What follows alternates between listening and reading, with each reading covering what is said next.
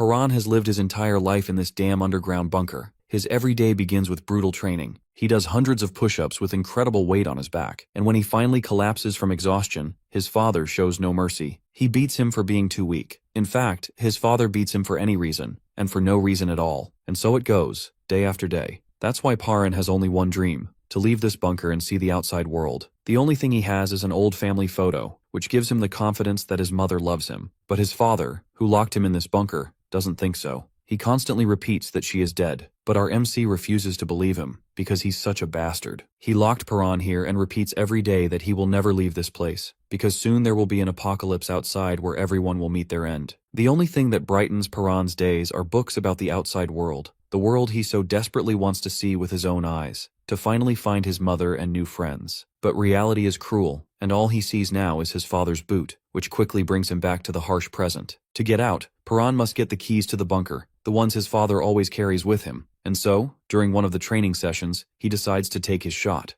Piran's father turns back to leave, saying that's all for today. Our boy finds it an opportunity and grabs a piece of mirror to attack. He rushes forward and claims it's the moment he was waiting for. He'll kill his father and escape the bunker. He jumps, intending to kill, but it appears that he has made a fatal mistake. He failed to realize that his father would never let his guard down. Piran's father creeps toward him and he leaps forward to attack, but his fist hits only air as his dad swerves away. His father kicks him hard. Blood spills from the protagonist's mouth as his vision fades to black. In D1, our boy cries out, waking up in his dark cell. His dad enters, praises his effort, and reminds him of the rule: no weapons, only bare hands. Because he broke the rule, his father says he'll have double training tomorrow. He locks the cell and tells him to sleep. When the power cuts out and everything grows quiet, Piran listens carefully. He realizes two things. When his dad says it's bedtime, it's actually morning above, and the world outside is still normal. The whole apocalypse story is a lie his father uses to keep him trapped. The protagonist swears he'll escape. He looks at a family photo and decides to find his mother, even though his father insists she's dead. Now he's certain that's a lie too. She must be alive. Our boy promises himself he'll see her again. Somewhere else, his father answers a phone call, telling the caller not to contact him unless it's a true emergency. After listening for a moment, he ends the call with a cold wish for survival. Back in the cell, Piran is asleep, tied with rope and yelling to be freed. When his dad ignores him, he struggles against the ropes, whispering to himself as he feels them start to give. Just as he's about to break loose, his father rushes in and orders him to stop. The protagonist tries to mention the double training, but his dad interrupts, saying plans have changed. There will be no more training, only confinement. Our boy asks how he's supposed to prepare for the apocalypse while tied up, but his dad tells him to forget it. Thinking of his mother, Piran knows he'll never find her if he stays trapped. He fights harder, eventually snapping the ropes. His father demands to know what he's doing, but the protagonist keeps tearing at the restraints, even as his father's laughter echoes through the room. Suddenly his dad strikes him, sending him flying. The man warns him not to move, but our boy swings back, refusing to obey or give up, no matter the cost. When he finally breaks free, the protagonist is determined to see his father lose for once. He notices a flicker of something else beneath his dad's anger, maybe sadness. Piran wonders why his father looks at him that way. Then his dad punches him, and his vision goes black. Piran's dad stands by the chalkboard while the protagonist sits nearby, listening as the man insists that rule number 1 for survival is absolutely essential. He continually emphasizes how safe the bunker is, explaining it's been sealed for 126 years, fully stocked with food, and that leaving is basically a death sentence. Convinced the apocalypse could strike at any moment, his father believes the bunker is the only safe place left. When our boy is alone, he quietly mutters never to himself, clearly disturbed by his father's constant warnings. He recalls the unsettling moment when he woke up after being knocked out and realized his dad was gone, something that had never happened before. Just yesterday, his father's behavior grew even stranger, disrupting their usual routine, and now Piran can't shake the feeling that something big is about to happen. He's certain he's right. Suddenly, the metal doors begin to rattle and clang. On edge, the protagonist looks around, whispering in confusion as the echoes fill the bunker, almost as if they're drawing him closer. When he spots a door left wide open, he bolts for it, realizing this is the opportunity he's been waiting for. Sprinting through empty corridors, Piran no longer fears being stopped by his dad. He rushes past rattling gates, unimpeded, and skids to a stop at the ladder. Excitement surges as our boy climbs quickly, his hands clanging against the rungs. Nearly praying for sunlight, he pushes at the hatch, and when it finally opens, a wave of light forces him to squeeze his eyes shut. The protagonist steps outside slowly, feet touching the ground above, and is awestruck to see the sun for the first time. As someone approaches, he whispers in disbelief that he's actually made it out. A man shouts, asking why he's in the road, and Piran, shocked, blurts out that it's a real person. Panic sets in. This isn't the time to get caught. If his dad discovers he's gone, he'll come after him. Determined, our boy runs, desperate to get as far from the bunker as possible. Barefoot, he races through the city, exhilarated by the freedom he's only dreamed of. The memory of being trapped in the bunker drives him to move even faster. He wonders how the doors opened so easily. Was it a glitch? No, his father is too careful for that. The thought that maybe his dad let him out on purpose crosses his mind, but he can't believe it. His father would never break his own rule. Never leave the bunker. Laughter nearby catches his attention. He sees strangers gathered, children playing, and people talking as if nothing is wrong. It dawns on him that the outside world is peaceful, entirely unlike his father's warnings. Everything his dad said now feels like a lie. Here, people just live their lives. Looking up at the sky, the protagonist convinces himself the apocalypse can't be real. Just then, laughter turns to unease as his father's warning returns. The apocalypse will come without warning. People begin to look upward, unaware of what's coming. A massive dark sphere appears behind the sun, resembling a burning planet. The crowd stares, confused, as Piran's eyes widen. The object engulfs the sky. Dark swirls ripple across its surface, with sinister tendrils unfurling, almost as if it's alive and growing. The sphere rumbles, panic erupts, and people start pointing as it descends. Some assume it's the moon, others shout questions, but our boy alone sees its true nature. He can see the creatures. Suddenly, golden light bursts forth, revealing a grotesque maw filled with jagged teeth. The protagonist stands frozen as monsters emerge from the darkness, masses of limbs and angry eyes descending toward Earth. The swarm spirals, tearing across the sky. Now the vortex looms over the city, and all he can hear is his father's voice. Never leave the bunker. That rule was meant to keep them safe, unless the monsters find the bunker by accident. As tendrils break through the streets, his dad's warning echoes, and Piran remembers the chalkboard. Rule 1-1 is crossed out. The system flashes. Remote command. All locks open. Monsters roar and flood the streets as people freeze in terror. The swarm blocks out the sun, with creatures piling atop one another. On the ground, chaos erupts as the crowd flees in panic. Suddenly, silence breaks.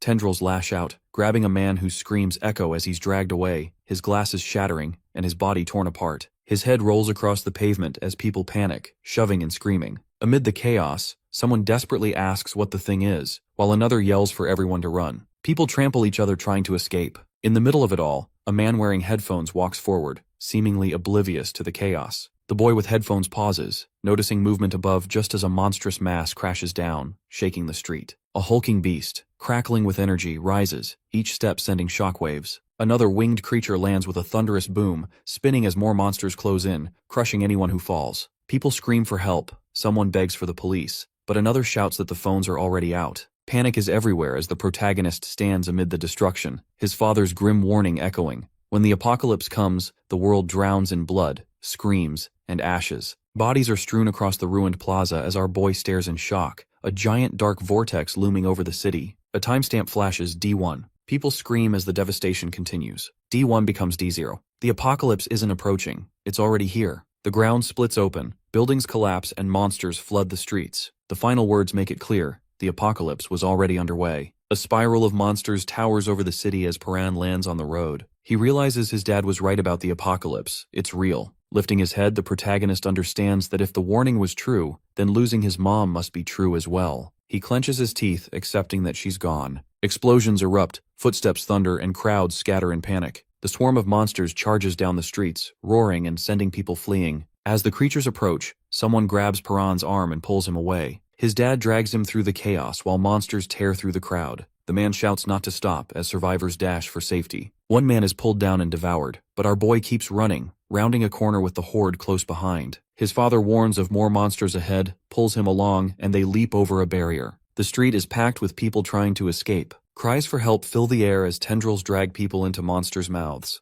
They try to move faster, but the tendrils close in, consuming more as the swarm advances. They reach a bridge, where people trip and scream with monsters crashing behind. The creatures tear through everything, seizing one man and dragging him away while Piran shouts they're about to be caught. His father yells that there's no time. They must run. The bridge is the only escape. The crowd surges forward as monsters flood onto the bridge. The protagonist shouts a warning, but his dad doesn't answer. A monster lunges, wrapping its limbs around our boy's leg. He struggles as the tendrils tighten, but his father smashes them off with a stone. The creature screeches and retreats, but Piran is now injured, clutching his leg as the horde draws nearer. He pushes himself forward, stumbling, determined to escape. Squeezing between abandoned cars, the protagonist feels the monsters gaining ground. He falls, sliding across the pavement, muttering under his breath. He urges his dad to go ahead, admitting he can't run any farther. Looking up, he tells his father to escape. Memories flood back, being trapped, shouting about being ignored. He drops his head, but his father approaches, insisting he must get up. Our boy protests, asking why he should keep running, convinced there's no way out. His dad insists he knows Piran can make it. Shaking his head, the protagonist hesitates, but his father grabs his hand and pulls him to his feet. He tells him to run. Piran protests, wanting to know the plan, but his dad presses something into his hand and urges him to go. There's no time. He has to leave the bridge. The boy nods and limps away, weaving through the cars. Looking back, he sees the bridge shuddering, cables snapping, and the whole structure collapsing into the chasm, swallowed by dust and debris. He stops at the edge, whispering and calling out for his father. The protagonist stands there, staring at the wrecked city, unable to find the words to process what just happened. Looking down at his pendant, a memory surfaces. His dad once told him he could survive, that he knew how. Now, Piran wonders if this was all part of the plan from the beginning. He quietly asks himself why, questioning the timing and realizing he's actually made it this far. Uncertain about what to do next, our boy remembers dreaming of sunlight and freedom while trapped in the bunker. But now, as light flares in his hand, he feels emptier than ever. A memory of his mother's face flashes through his mind as he whispers why again, desperate for answers from his dad about why things had to go this far. He asks what his next move should be, shouting at the chaos around him. Suddenly, he recalls being handed something, a piece of paper. Clutching it tightly, Piran stares at the ground just as it begins to shake and a massive monster lands nearby. He bolts as the creature roars, but it's right behind him. His leg hits some debris and he nearly falls, but the protagonist grabs a broken pole and jumps. The creature slams down, sending both of them sprawling. Struggling to stand, our boy grips his injured leg and faces the beast, muttering that this is the end and thinking there's nothing left for him. A drop of water lands on his skin. He notices the crumpled note in his fist. "Your mom is alive," he screams, demanding to know why he's only learning this now. As the monster's footsteps shake the earth, Piran forces himself to get up, determined to live and not give up. Shouting that he's going to find his mother, he squares off against the monster. Suddenly, his dad's voice echoes in his mind, reminding him that humans can't survive the apocalypse without strength or intelligence. Luck alone isn't enough. The protagonist questions how he's supposed to survive now as the ground shakes harder and the beast charges. He yells, but his father's voice interrupts, asking if he's forgotten everything he was taught. As the monster attacks, our boy dodges and ends up at its side. Spotting a weapon ahead, he grabs its arm and pulls himself up. He pivots, glaring at the charging creature, preparing to strike. Sliding under its claws, Piran snatches the weapon and dashes forward, swinging with determination, telling himself he's going to survive. The city lies in ruins. Monsters roam freely. One descends a tower while another moves through the rubble. Streets and buildings are broken and eerily quiet. When night falls, survivors shelter in the debris. One man wipes his face and grumbles that it's been 4 days. Another, frustrated, complains about the missing police and wonders what they're doing. A girl remarks that their hideout is fortunate but admits the food is gone. No one knows where to go next. Before she can continue, a man interrupts, asking her to stop because she's making everyone uncomfortable. Confused, the girl insists she isn't speaking loudly. The protagonist glances at the body behind her and clarifies that's not what he meant. Muttering about losing his mind, he's approached by a young girl who asks if he's checked everywhere. He replies that he has, but there's nothing left, and they'll need something if they want to survive. She recalls a place they haven't tried and decides to check it herself. As she heads out, our boy thanks her, admitting she's the only one who helps. She dismisses the compliment and disappears into the rubble. She finds 2 men and asks if they've seen any food. Instead, they begin eating from a hidden stash. She reminds them they were supposed to share, but one shrugs, claiming there was never an agreement. She points out they ate from the shared supply yesterday, but they feign ignorance. When she threatens to report them, they block her path and warn her not to try. She stands her ground. The bald man laughs, saying she can't escape, but reluctantly steps aside. Suddenly, a scream echoes nearby. Both men freeze. One asks if it was someone screaming, while the other, trying to stay calm, says it sounded distant and insists they'll be fine. Then he notices something ahead. The girl crouches, and the bald man mocks her for pretending to be tough. After a moment, she turns and makes her way back through the rubble. The same man from earlier spots her and, relieved, asks if she searched the area. She nods. When he asks if she found anything, she hides a piece of bread under her jacket and claims there was nothing. He believes her. Suddenly, a loud crash sends dust flying, and a one-eyed monster appears. Surrounded by debris, the man freezes as the monster approaches. In a panic, he reaches for help, but the girl sprints past him, apologizing as his screams are drowned out by the creature. Out on the street, panic spreads as the monster arrives. Someone yells not to look back. Another curses as more creatures emerge, and a red-haired man suggests they'll get away once someone else is caught. The little girl runs straight at the monster, dodging its attacks without hesitation. She twists, rolls across its arms, and lands as dust swirls around her. leaving 2 nearby men stunned. Without missing a beat, she flips upright and keeps running. The bald man watches her go, realizing she's faster than anyone. All around, chaos erupts as people scream and flee. She navigates the ruined streets, climbs to higher ground, and pauses to catch her breath. Looking back, she sees Piran sitting with his eyes closed. She nudges him, discovering he's alive but unconscious. Suddenly, a creature creeps up, hissing. She presses against the wall, trying to hide as it draws near, growling.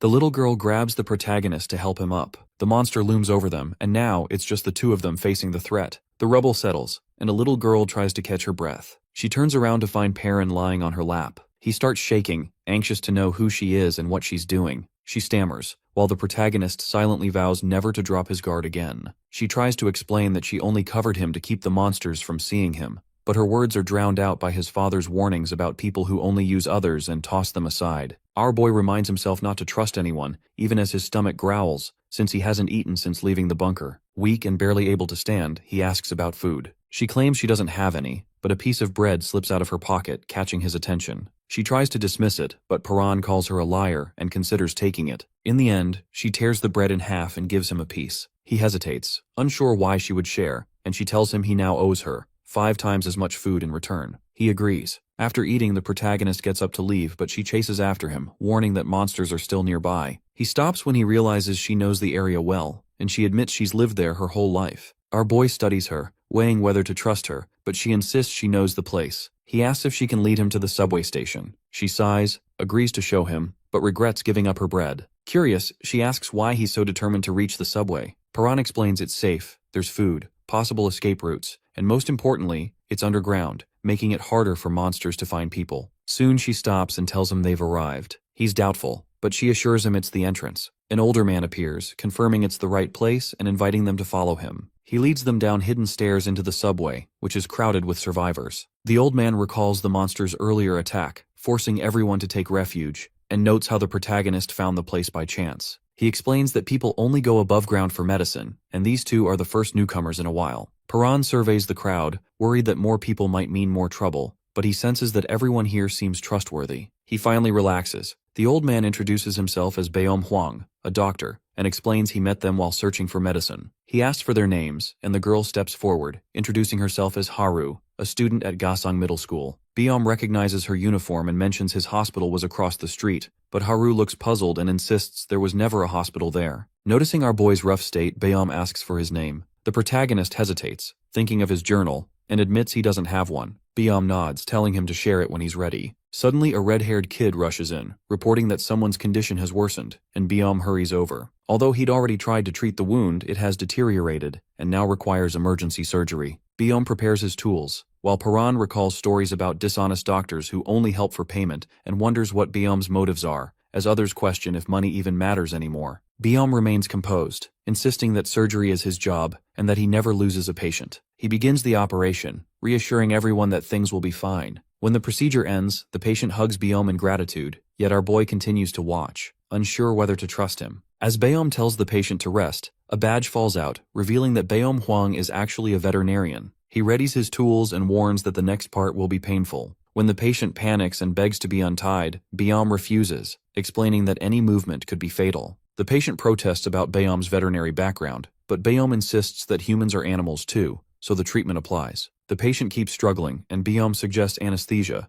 but the red-haired girl explains it's impossible to find right now. Baeom pulls out a brick, mutters that it will have to suffice, and knocks the patient out while Haru and the protagonist stand in silence. Piran holds a photo from his dad and a note suggesting his mom might still be alive. Though he feels hopeless about finding her, the picture catches his attention. The flowers in the background are unfamiliar. He has never seen anything like them. After studying them, the protagonist suspects these flowers might only grow in certain places. If that's the case, the photo could be a clue to his mother's location. He decides he needs the help of someone who knows about plants. Meanwhile, a group gathers in a bunker. A subordinate announces everyone has arrived, and the captain declares that something new is about to begin. He warns that any resistance will be crushed if necessary. When a man demands answers, the captain simply glares at him. He claims he can see into people, their secrets and fears, just by looking into their eyes. Noticing fear in the angry man, the captain singles him out. The man pleads for space, but the captain punches him, saying that fear always surfaces around him. The captain says this is what he likes to see and demands more. He orders the man to show his real self, but the man begs him to stop.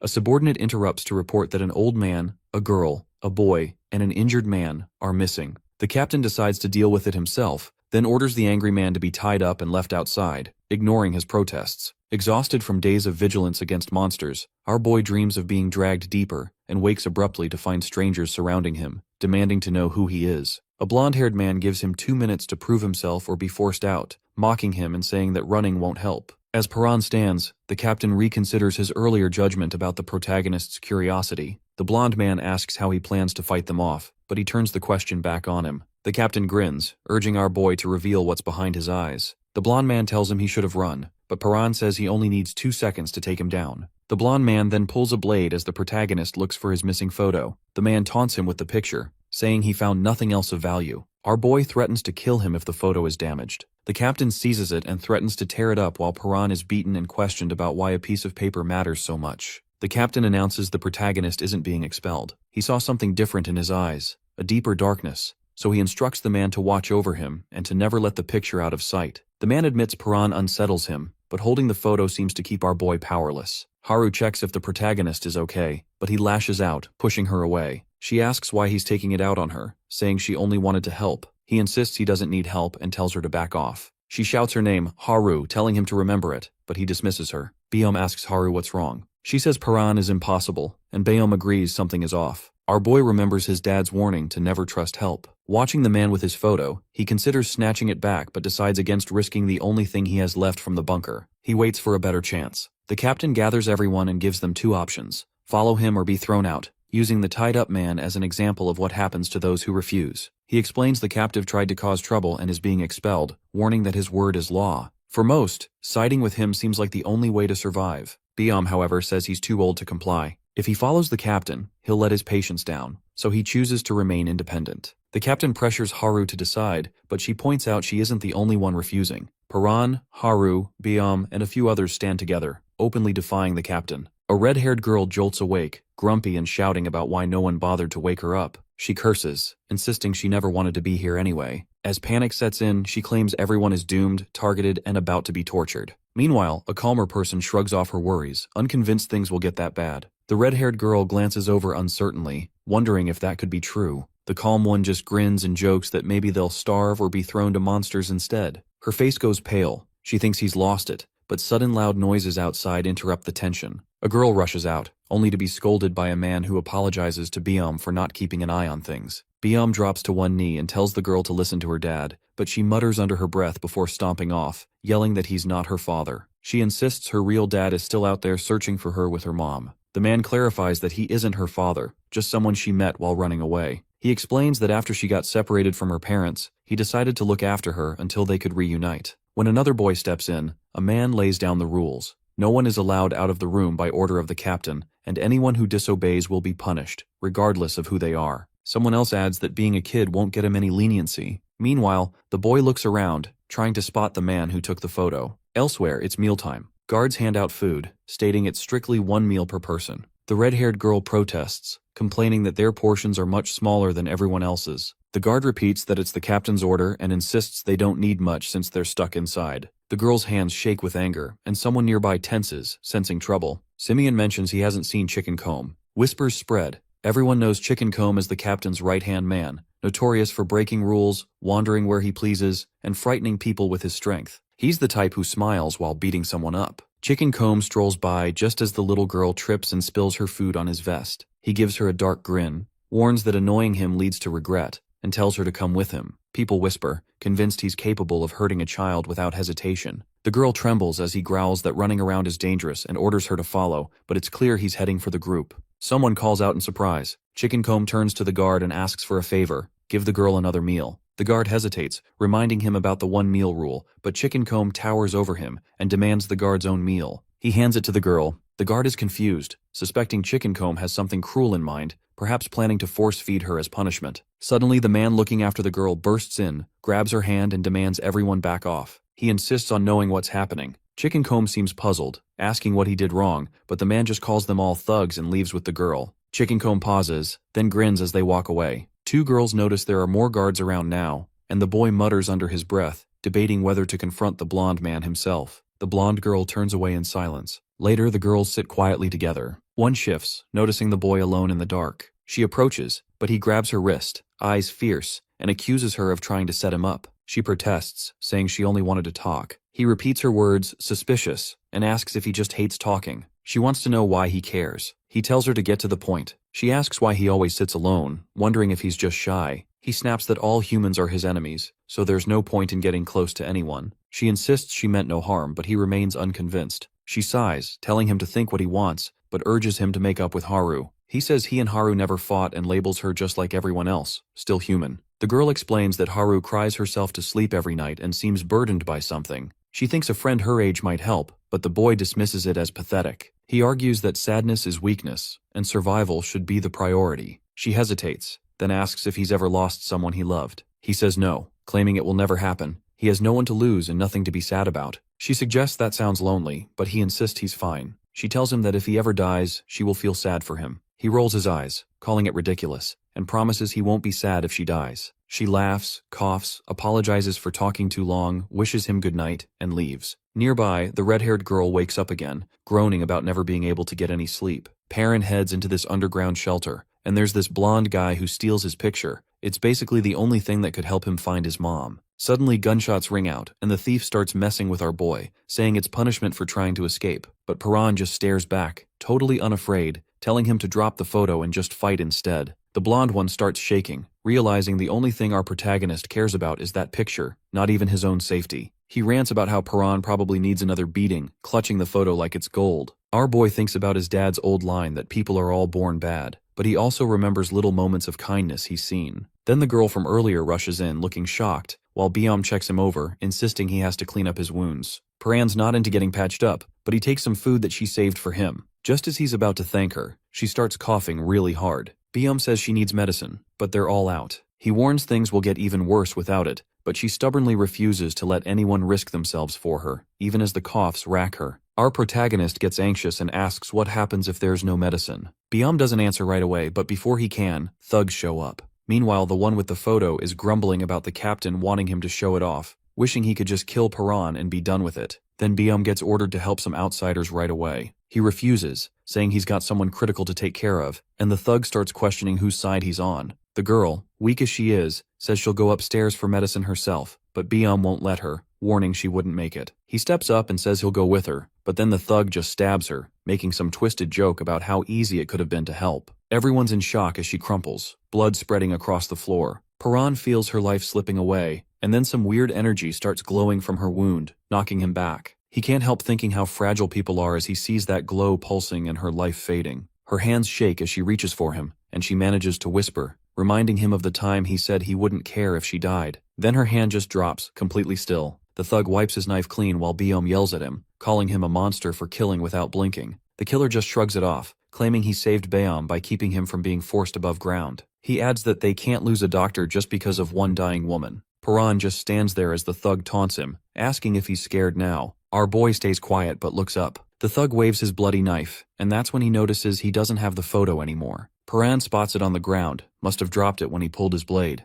Dropping to his knees, the kid stares at the picture while the thug keeps poking at him, wanting to know what it means. Piran steps closer, and the thug smirks, asking if he's finally going to fight. Then, out of nowhere, our protagonist lunges and hits him straight on, catching the soldier completely off guard. The thug tries to act tough, asking if Piran is going to beat him up. Before he can even react, he's hit with a sudden punch, and the knife flies across the room. Our boy moves quickly, dashing forward and knocking him to the ground. The thug struggles to get up, but Piran slams him back down. Groaning and unsteady, the man is grabbed by the shirt while the blade spins through the air. With perfect timing, our protagonist catches it, spins, and throws it across the room. The knife sticks into the thug's neck and everyone freezes. He shakes and hisses in pain while Piran stands silently, watching. He remembers how easily he ambushed his opponent, realizing the man couldn't even respond. Frustrated, he curses under his breath, wishing he'd just taken the photo from the start. Muttering, he admits things would have turned out differently if he'd acted sooner. His heart races, dark energy swirling around him. Lifting the blade again, he prepares to attack, when a voice interrupts.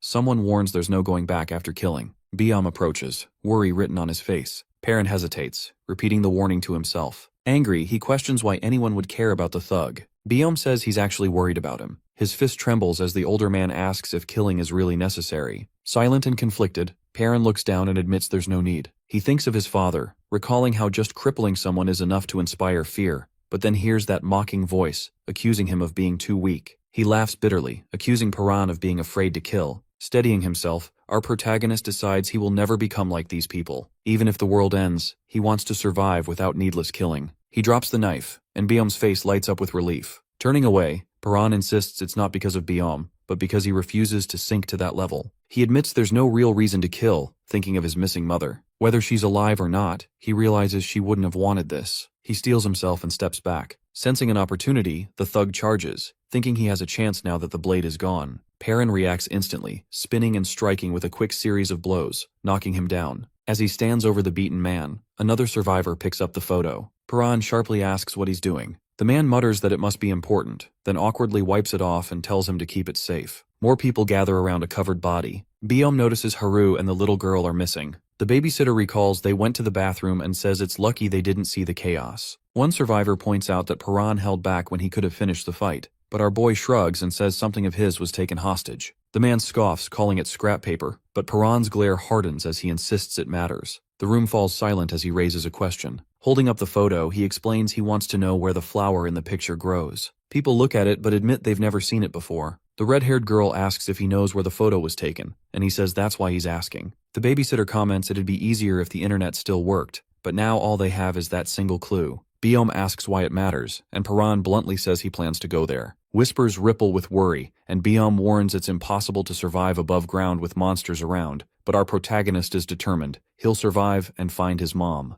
In the shadows, the captain mutters that since orders were ignored, things will only get worse. Suddenly a beast crashes down, sending rubble flying. The scene shifts to an empty subway entrance marked with Zone B and exit signs, standing abandoned. Someone finally cheers because there's enough heat to cook real food. One guy tells another to fan the fire, but he just shrugs, saying he's busy. Footsteps echo as the little girl bursts in, annoyed, demanding to know why no one flushes. Haru explains the toilets don't work anymore. A man arrives, impatient that they're taking so long, and says he needs to send them back. Harry watches him fidget, just wanting to survive like everyone else. By the fire, two men are cooking. One makes a sly comment about the earlier argument and sneakily drops something into the pot. The other notices and questions him, but is told to just keep stirring. He's unsure if he really saw anything. Suddenly, the pot explodes with a violent splash, startling both of them. Rocks crash down as the ceiling splits open and a massive tree-like creature bursts through. Its huge mouth looms over the men, leaving them frozen in fear. The captain spots the blonde thug's body on the floor. He mutters to himself, thinking he was right.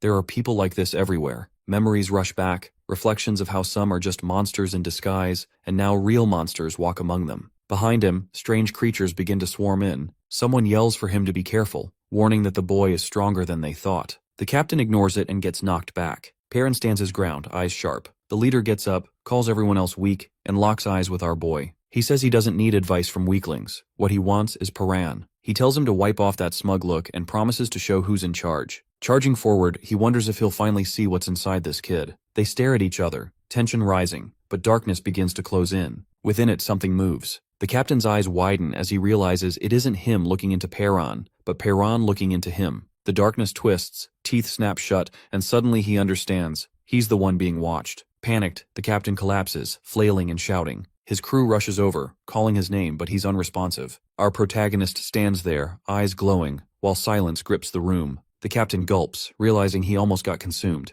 Everyone trembles and someone whispers that he actually looks scared. Suddenly a man screams, grabbing his face and begging for help. Blood pours down as he thrashes, shouting that he can't see. Horrified, people murmur as the man stumbles, covered in blood, insisting he was just asleep. He says his head is pounding, something spreading inside. Grabbing his skull, he stumbles down the hall, muttering about the pain while everyone watches, terrified, and wondering if he's turning into a monster. He claws at his head until something bursts out. He screams as black tendrils rip free, twisting his body. His glasses crack, his head jerks around, and the survivors scream as tentacles lash out, stabbing people. The captain grabs him, pulls him away, and smashes through the creature with brute force. The monster crashes back, limbs flying. He keeps pounding, crushing it until it finally stops moving, twitching on the ground. Everyone is stunned. Someone whispers the captain just killed a monster. He demands to know where it came from. Survivors cheer, calling him a hero, while one man insists he always believed in him. Piran just watches, quiet and intense. The captain sweats, glaring. Nearby, a woman grins and says she's alive, just as a heavy metal hatch bangs open. The hatch creaks wider, drawing everyone's attention as they stare at the dark passage below. From the shadows, another grotesque creature crawls out, dragging itself across the floor and freezing everyone in fear. It rises up, towering over them with twisted limbs and glaring eyes, leaving the survivors paralyzed with terror. The hatch pops open, and everyone gathers below. Life in the bunker had been calm for a while, so people almost forgot what fear felt like. But when one person quietly backs away, tension thickens. Memories surge. Bloody survivors, scenes no one dares recall. They all wish they could forget the monsters tearing through soldiers, but those images stay burned in. Now, a grotesque beast with a single massive eye and jagged teeth claws its way up, reminding them why forgetting was never an option. The creature stomps in and panic erupts, screams, shoving, bodies crushed in the stampede. The captain shouts at everyone to fight back, his voice slicing through the chaos. Faces turn, torn between fleeing and standing their ground. Grabbing an axe, he declares this time will be different. There's only one monster, so if they stick together, they can win. Some remember he once defeated one of these things and begin to agree. There's nowhere left to run anyway. A rally builds. For the first time since everything began, they gather their courage and ask what to do next. But then blood drips from the captain's nose. His expression goes vacant. The crowd shifts uneasily as someone tries to reach him. He staggers forward. Then black tendrils tear free from his mouth and chest, twisting his body before their eyes. Gasps spread. The people recall he supposedly killed the monster earlier, but a woman cries out the truth. It's regenerating. Horror sets in. These things don't die. Now overtaken by tendrils, the captain smashes through walls, destruction exploding outward. Debris rains, blood splatters, people are torn apart. A girl shrieks as a beast grabs her, crushing others mid-scream. The creature lifts victims, squeezing until blood sprays, bodies piling into a grisly mound. The hallway becomes a slaughterhouse. Someone begs for help. Another shouts it's the end. Convinced monsters will flood in any second. Biom seizes the babysitter, who panics because the little girl is still outside. He warns that if monsters broke through the station, she's likely gone. The realization crushes him. He collapses, reaching out in despair, while another survivor turns and walks away. Through the chaos, Piran sprints down the hall, eyes blazing. Baeom Hwang calls out as the others waver, some frozen, others chasing after him. Our boy pushes ahead. At the door, survivors see Biom lift a hand to halt him. Piran steps forward, gaze sharp and glowing, raises his hand, and points straight ahead. Silence falls like a weight over the room. Inside, a body lies in a pool of blood near the sliding doors, while 3 kids huddle together in the room. One of them trembles, whispering how scared she is. Haru presses a finger to her lips, urging everyone to stay quiet and warning that any noise will get them caught. The youngest sniffles, terrified. Haru quietly apologizes, admitting she can't protect anyone right now. She explains that the chaos gave them a place to hide, but if anyone finds them, it's over. The little one grabs her sleeve, and for a moment Haru looks surprised, but then she meets Piran's eyes, lets the girl hold on, and tells her softly to stay close. Nearby, an injured man stares at the dead body, terrified, asking what they should do. Haru says they need to run. He panics, insisting there's nowhere to go, but she stammers that surviving is all that matters. Gathering her resolve, Haru says they can't just sit and wait to die. She's determined to make it. Seeing that resolve, the man mutters, she must have a strong reason to live. Suddenly, everyone freezes as a monster with a glowing red eye appears in the doorway. He panics, shouting for them to run, while the blonde clings tightly as the beast advances. The man rushes forward, slamming into the creature and locking on, telling the others to escape since he has nothing left to live for, but wants them to survive. Haru seizes the little girl and runs, her shout echoing back while the man keeps fighting, urging them not to forget his sacrifice. Out of nowhere, flames erupt as more survivors rush in, stabbing and smashing another monster. The blonde stops in shock as a woman drives her knife again and again into the creature, but it starts knitting itself back together. Someone screams it's regenerating. The woman curses and retreats, convinced they can't win, while Piran steps forward, silent. Others panic, demanding to know what he's doing, warning that fighting only gets people killed. Despite them, our boy charges in. The woman realizes he actually intends to fight,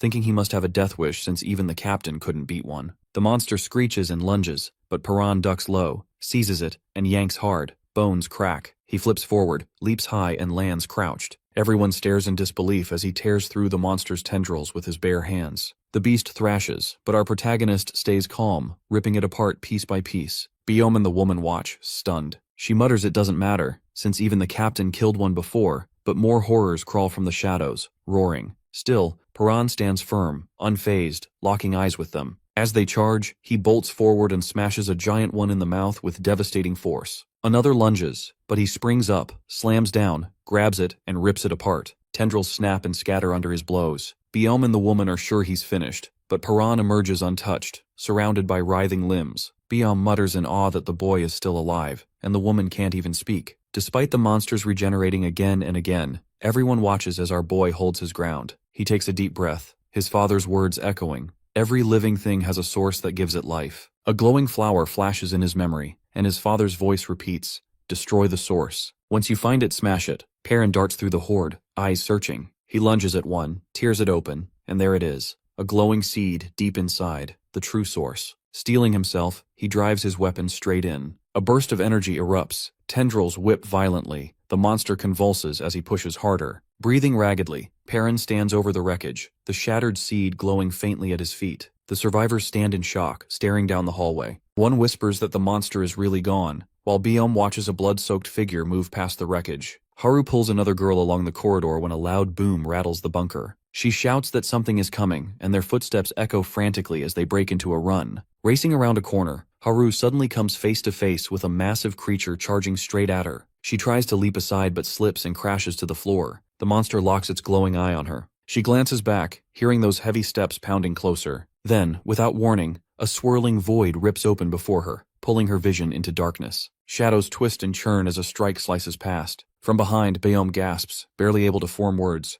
Haru stumbles back into the group, alive, untouched. Relief floods the room, but she stands there shaking, mumbling in shock. Then someone yells about the missing little girl. Haru jumps, blurting out too much, and in doing so accidentally reveals where Piran is. The group collapses into tears, the babysitter sobbing, desperate to know if the child is safe. At that moment, a pair of tiny shoes appears in the doorway. Everyone freezes. The little girl steps forward, her dress bloodied and torn, and behind her rises a hideous creature with a glowing red eye. Panic sweeps the room. Someone charges forward, screaming, while the child trembles under the monster's shadow. Before it can strike, Chickencomb suddenly appears. He slides Piran aside, squares up to the beast, and warns it to back off or he'll go for its eyes. The creature halts, then slowly retreats as the enforcer orders it to stay put. He isn't sure if it left from fear, so he strains his ears, listening for movement. Biom explains they're only safe because of what's happening outside. Out there, our boy slams a monster into the ground, muttering that's 2 down, but more are already closing in. Another lunges, swinging hard, and he braces. 3 more circle around.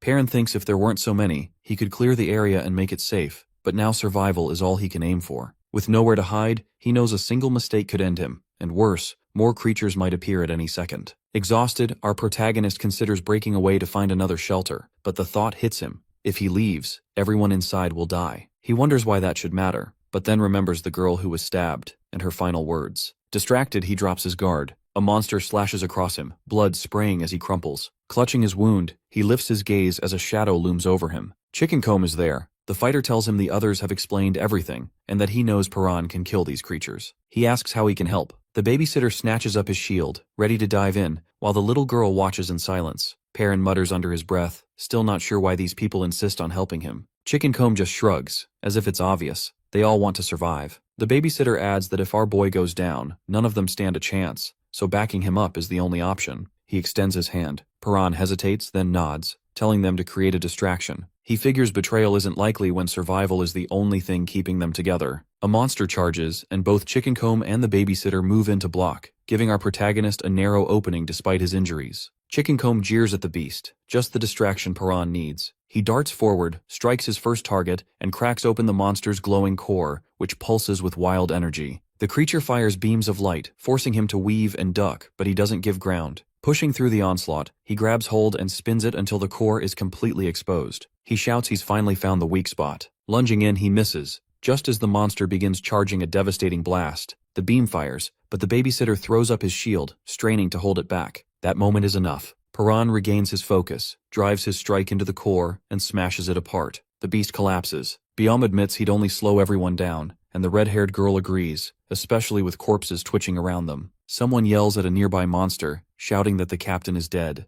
The babysitter glances back to check on Piran, but he simply points to the shattered core at his feet. Chickencomb demands a lesson, so our boy explains, every monster has a weak spot. You just have to find it. Another survivor mutters that only he can actually see them, so the rest should stick to distracting. Chickencomb refuses to stand aside and hurls himself back into the fray, while Piran admits it's far easier to fight with backup. The bruiser gets slammed hard as Piran carves through another creature. Then he stops cold, sensing one more presence. Across the room, a survivor is ensnared, tendrils pinning her to the ground, just as Haru and the others arrive and see her struggling. The monster crackles and twists, its form warping into something even worse. On the ground, a bloody hand twitches before falling still as the transformation completes. Nearby, a corpse jerks, and a shadowy figure with mangled limbs crawls free, looming over Haru and another survivor. She pulls herself together as its jaws snap inches from her face, barely missing. The creature lunges again, only to be cut down as Piran steps in, striking it dead at the last moment.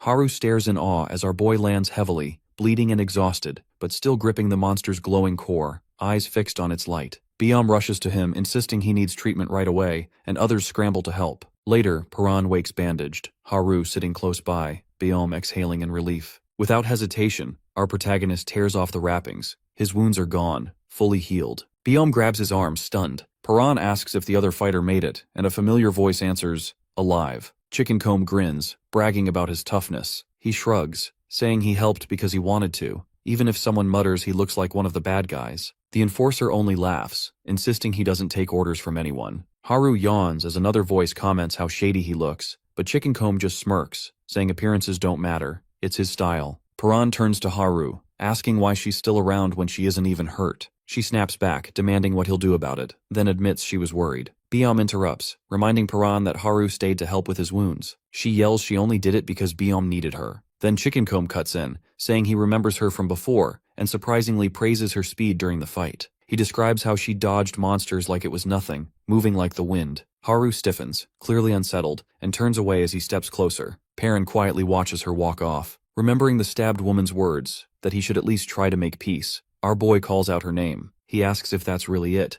and without turning, she softly confirms. Later, during a meeting, a man with glasses addresses the group. Only 12 survivors remain out of 43. He corrects himself, saying that's about 78% lost. He explains that many bodies were found gray and shriveled, like mummies. A woman says the monsters drained them, then wonders aloud if there's some kind of government experiment. She mentions rumors, while others insist they fell from the sky. Someone throws out aliens, but another silences him, reminding them bigger issues remain. All eyes shift to Piran. They demand to know how he fights like that, how he knew how to kill the monsters. With Haru watching, our boy answers simply, he's been training and preparing for the apocalypse since the day he was born. Piran holds up the photo, saying it's the only thing he took from the bunker, but the woman stays skeptical. She thinks he could be lying and demands more proof, doubting his story about living underground and knowing the apocalypse was coming. To her, one photo isn't enough. Still, she admits he's a skilled fighter, and the others start leaning toward believing in his strength. Suddenly, a survivor lunges at him, but our boy dodges effortlessly. The attacker panics, apologizes, and quickly claims he now believes the bunker story. Biom steps in, saying he's convinced too,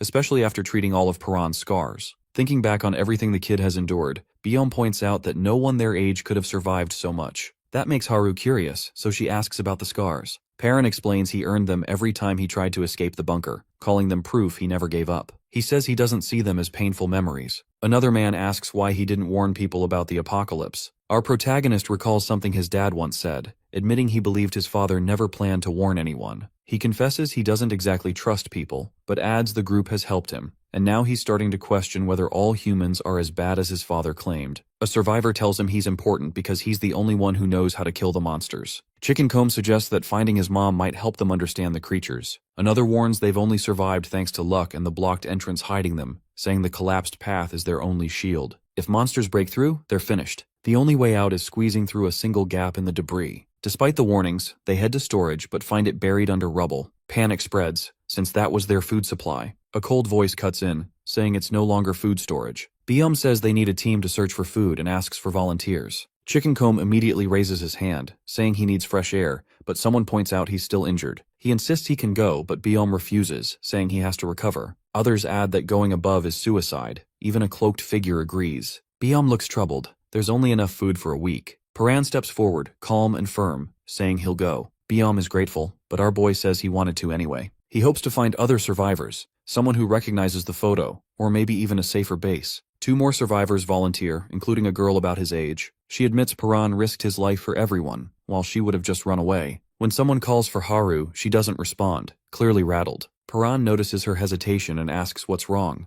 The room grows awkward, people instead wondering aloud if he really plans to go outside without a shirt. A woman hands him one she sewed while he slept. He asks about it, and she explains she used to be a designer with lines of people waiting for her clothes, back when society still existed. Piran remembers reading about people wearing different styles and how he used to ask his father why he always gave him the same outfit. He always wanted something new. His father would laugh and say he wore the same thing too. Our protagonist admits his dream was to try new clothes above ground. He thanks her sincerely. Just then, Haru finally speaks, saying she wants to ask him something as he slides on his pants. He looks up and asks what it is. Haru stands frozen in front of Piran while the other survivors whisper among themselves, hardly believing what they're seeing. Flustered, she suddenly yells at him, calls him a pervert, and swings. Our boy dodges, baffled, and tries to ask why she's attacking, but Haru slips mid-swing and crashes to the ground. She refuses to get up, just lying there. Piran, still clueless, approaches until someone in the group mutters something about a scar, making her lower her head. He tells her to stand, but Haru snaps back, demanding he put on clothes first. He sighs, agrees, gets dressed, and then wonders aloud how the monsters even appeared. The survivors speculate that the fire may have drawn them in, noticing traces of cooking. The red-haired girl excitedly snatches a lighter, but Piran quickly warns that fire attracts monsters. She freezes, panic spreading as the group realizes what that means. Haru stares at the lighter until the girl nervously hands it over and she grips it tight, backing away. A boy suddenly recognizes Haru,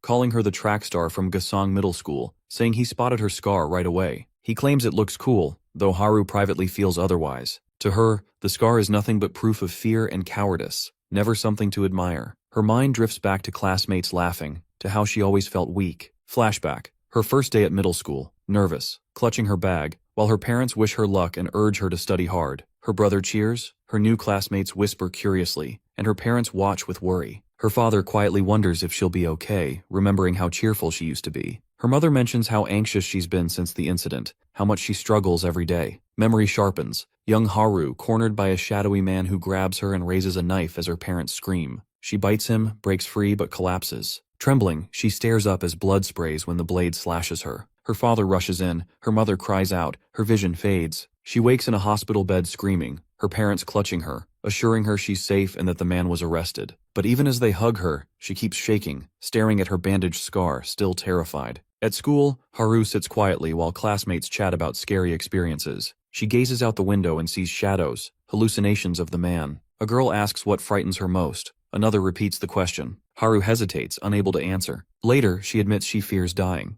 The room falls silent until the girl clarifies she meant horror movies. Track practice. The coach calls her up. Since the scar, she never stops feeling hunted, always sensing someone right behind her. At the signal, she runs, each step haunted by memory, fear driving her legs. She stumbles but pushes on. She sees herself as a coward, but then the coach calls out. She's broken another record. Teammates cheer. The coach praises her, saying she could be a star, amazed she's been breaking records after only 2 years. Reporters gather to meet the girl with the scar. Nervous, Haru greets them. They ask for a photo, encourage her. One even calls himself a fan and puts a hand on her shoulder. She flinches. He pulls back, scoffing, calling her weird, insisting he meant no harm. The coach tries to defend her, but the man mutters, she's just jumpy, a nervous wreck. Haru says nothing. Dinner that night. Her father scrolls on his phone, earning a scolding from her mother. He laughs, apologizes, and asks about the reporter. Her brother marvels at her speed. Her father says he can't wait to see her on TV. He admits her running talent blossomed after the incident. Haru realizes each time she runs, the memories return. It's ironic. She started running to stop being a coward, but nothing really changed. She grabs her uniform and heads out. Her father reassures her that fear doesn't make her abnormal. She protests, believing her fear makes her unworthy. He hugs her, insists she doesn't need to hide, and tells her the scar is proof of bravery, that her family loves her no matter what. Haru cries, remembering how much the coward label hurt,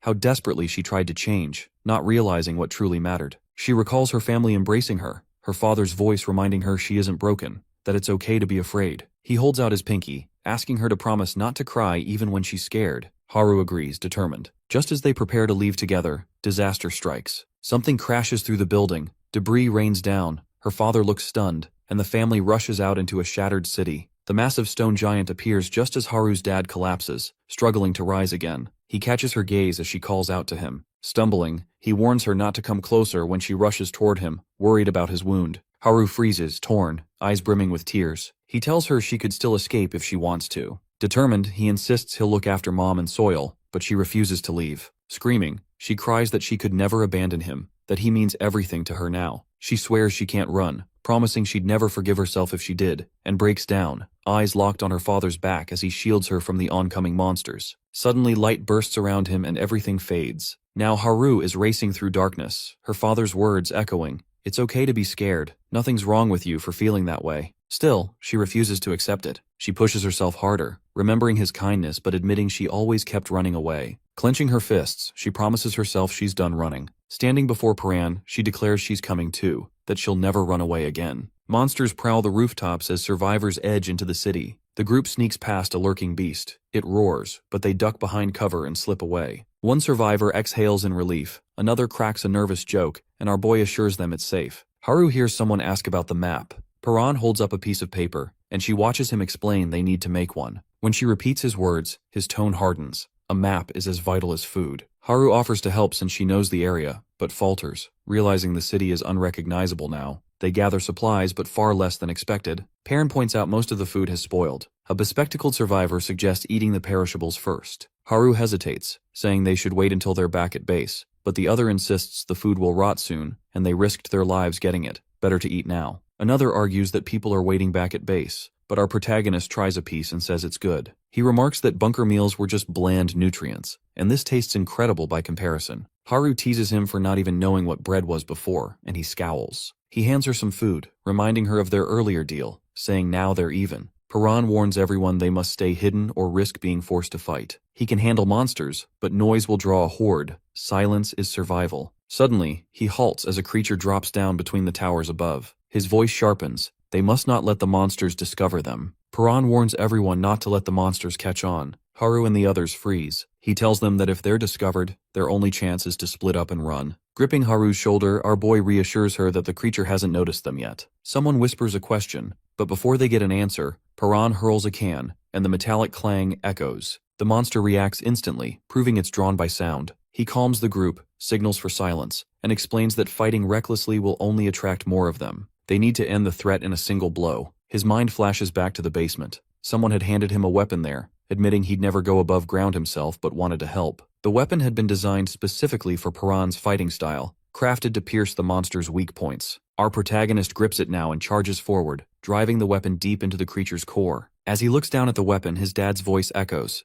"Don't rely on weapons. Surviving up here means fighting with your bare hands." His father had always insisted humans shouldn't use tools in battle, promising it would make sense someday. Piran doubts that. How could anyone face monsters like this barehanded? He realizes his dad never once mentioned monsters in the bunker, maybe because he thought his son wouldn't believe him. Piran admits he never believed in the apocalypse until now. Memories return, endless drills in the bunker, training for monster attacks. If his father never wanted him to leave, why prepare him so rigorously? Maybe he hadn't intended to trap him forever. He recalls one truth. His dad never lied, except about Mom's death. Could all that training have been for a day like this? His thoughts rewind to when it all began. The apocalypse's first day. He remembers the locks undone, his dad opening every door. If he hadn't escaped then, the monsters would have ripped him apart. Now he wonders, why had the monsters targeted their bunker, and how had his dad known what was coming? Nearby, the bespectacled survivor kneels by the fallen monster, which curls into a ball after being struck in its core. He mutters that they couldn't break it, then tosses it to a girl, who flings it aside. Piran watches as it arcs through the air and lands near him. He picks it up, noticing strange shifting patterns across its surface. The sphere hums in his hand. Glasses guy asks what's happening, but our boy doesn't reply. He squeezes and cracks spread, fragments breaking away. His eyes flick to Haru, awake now, thinking of the time she ran off alone. She silently promises herself never to do that again, that she'll apologize to that kid when she gets the chance. Piran remembers his dad before the world soured, when he handed him a book from home, calling it the story of a hero. The boy's eyes open again, and Haru leans over him. Haru tumbles over Piran and clamps a hand over his mouth. He tries to speak, but she won't let him. Looking up at her, our boy grumbles that she's heavy and tells her to get off. Haru snaps back that she isn't, while he mutters for her to calm down and calls her a scaredy cat. She scans the city with binoculars, spotting monsters in the distance. Checking a map, Haru focuses, but Piran walks over and asks how it's going, casually calling her human, which irritates her. Later, when someone asks his name, Piran admits he hasn't had one since he was a child. Jihyun insists he needs one, and Yujin wants to pick one right away, but he just stands there, uncertain. Mumbling about getting a name, he looks unsure until Haru offers one. He declines, then thinks of his dad, lowers his head, and softly says Piran. The others react with surprise. Haru repeats the name and he nods. She asks what it means, and our protagonist explains it's from a book he read as a child. Yujin suggests everyone introduce themselves. Jihyun goes first, then Yujin, then Haru, who jokes Piran won't remember anyway. He hesitates, tries to say his new name, and then, steadier this time, introduces himself as Piran. The group echoes his name, and he repeats it again as memories swell. He sees the underground bunker and recalls dreaming of reaching the surface, meeting people, telling them his name. He always wanted to know others' names, to talk with them. In that moment, Haru, Jihyun, and Yujin smile at him. Jihyun offers a hand, asking to be friends. Piran pulls back. Blood, screams, and the apocalypse flash in his head. He withdraws, stating coldly they aren't friends. Yujin and Haru are shocked. He thinks if the world hadn't ended, maybe he could have been their friend. But now his only goal is finding his mother. He turns to leave, when a scream cuts through the air. Piran and Jihyun spot a man below, trapped by a monster. Our boy prepares to move, but Yujin insists they help. Haru and Jihyun share a glance while Piran refuses, warning that any noise will draw more. Yujin argues they can save him and still escape. Piran reminds her of their agreement. She promised to follow his orders above ground. He repeats his warning, but when the man screams again, Yujin ignores him, grabs a weapon, and drives it into the beast. She stabs it again, shoving it off. The man thanks her, and Yujin tells him to stick with the group if he wants to live. Still trembling, he warns them as another monster appears. Piran leaps in and cuts it down quickly. He turns to Yujin, eyes hard, asking if she understands the risk. Her recklessness could have endangered them all. Haru and Jihyun stand by, tense, knowing things are only going to get harder from here. The injured man asks if he can walk, then admits his leg is too damaged. He'll need help. Piran had expected problems like this. Then the sharp crackle of monsters nearby stiffens everyone. More are closing in. Our boy refuses to offer any more aid. Jihyun reminds them that saving the man earlier was already too much of a risk. Piran turns to Yujin, telling her she can help if she wants, but it'll mean leaving the group behind. If she goes, she's out. Jihyun backs him up, repeating the rule. Everyone must follow every order, no exceptions. The man begs, but Jihyun agrees with Piran. They can't afford it. She thinks about the others still waiting at base. Reluctantly, Yujin decides to stay. The injured man yells after them, accusing them of being murderers, abandoned to die. Piran snaps at him to be quiet, but his cries echo through the dark. Monsters screech back. The group bolts. As they're surrounded, Haru cries out that the monsters have cut off their escape. Piran sizes up the situation. It's not hopeless yet. They haven't been spotted. If they move fast and retrace their steps, they can slip away. Then the injured man flicks a lighter, flame sparking in his hand. Everyone freezes. He gestures at a smoking sign, but Jihyun barks that isn't the point. Fire will draw even more. The man shrugs, muttering he already knows. Fire had destroyed his home. Jihyun presses him, but the lighter flares, smoke curling upward. Shadows stretch as monsters creep closer. The man mutters it's his time, that he just wants one last smoke. Creatures drop down screeching. Piran yells for everyone to run, charging forward, voice sharp as he shouts again for them to move. The man stays behind. Piran dashes ahead, Jihyun right behind him. Haru looks back just in time to see a beast lunge for the man. She cries out, horrified. Piran slides in, blade flashing, and slashes the monster before it can strike. His weapon tears through flesh as he lands. He plants his feet, weapon braced, as the beast stomps closer. Behind him, the others stand frozen. Piran snarls at them, reminding them he told them to run. Jihyun protests. He promised he'd escape too, so why is he still here? Our boy wonders the same, but grips his weapon tighter. Jihyun warns that if Piran stays, the monsters might chase them and wipe out everyone. Yujin lashes out, stabbing another creature. Haru watches as Jihyun and Yujin struggle, more beasts closing in.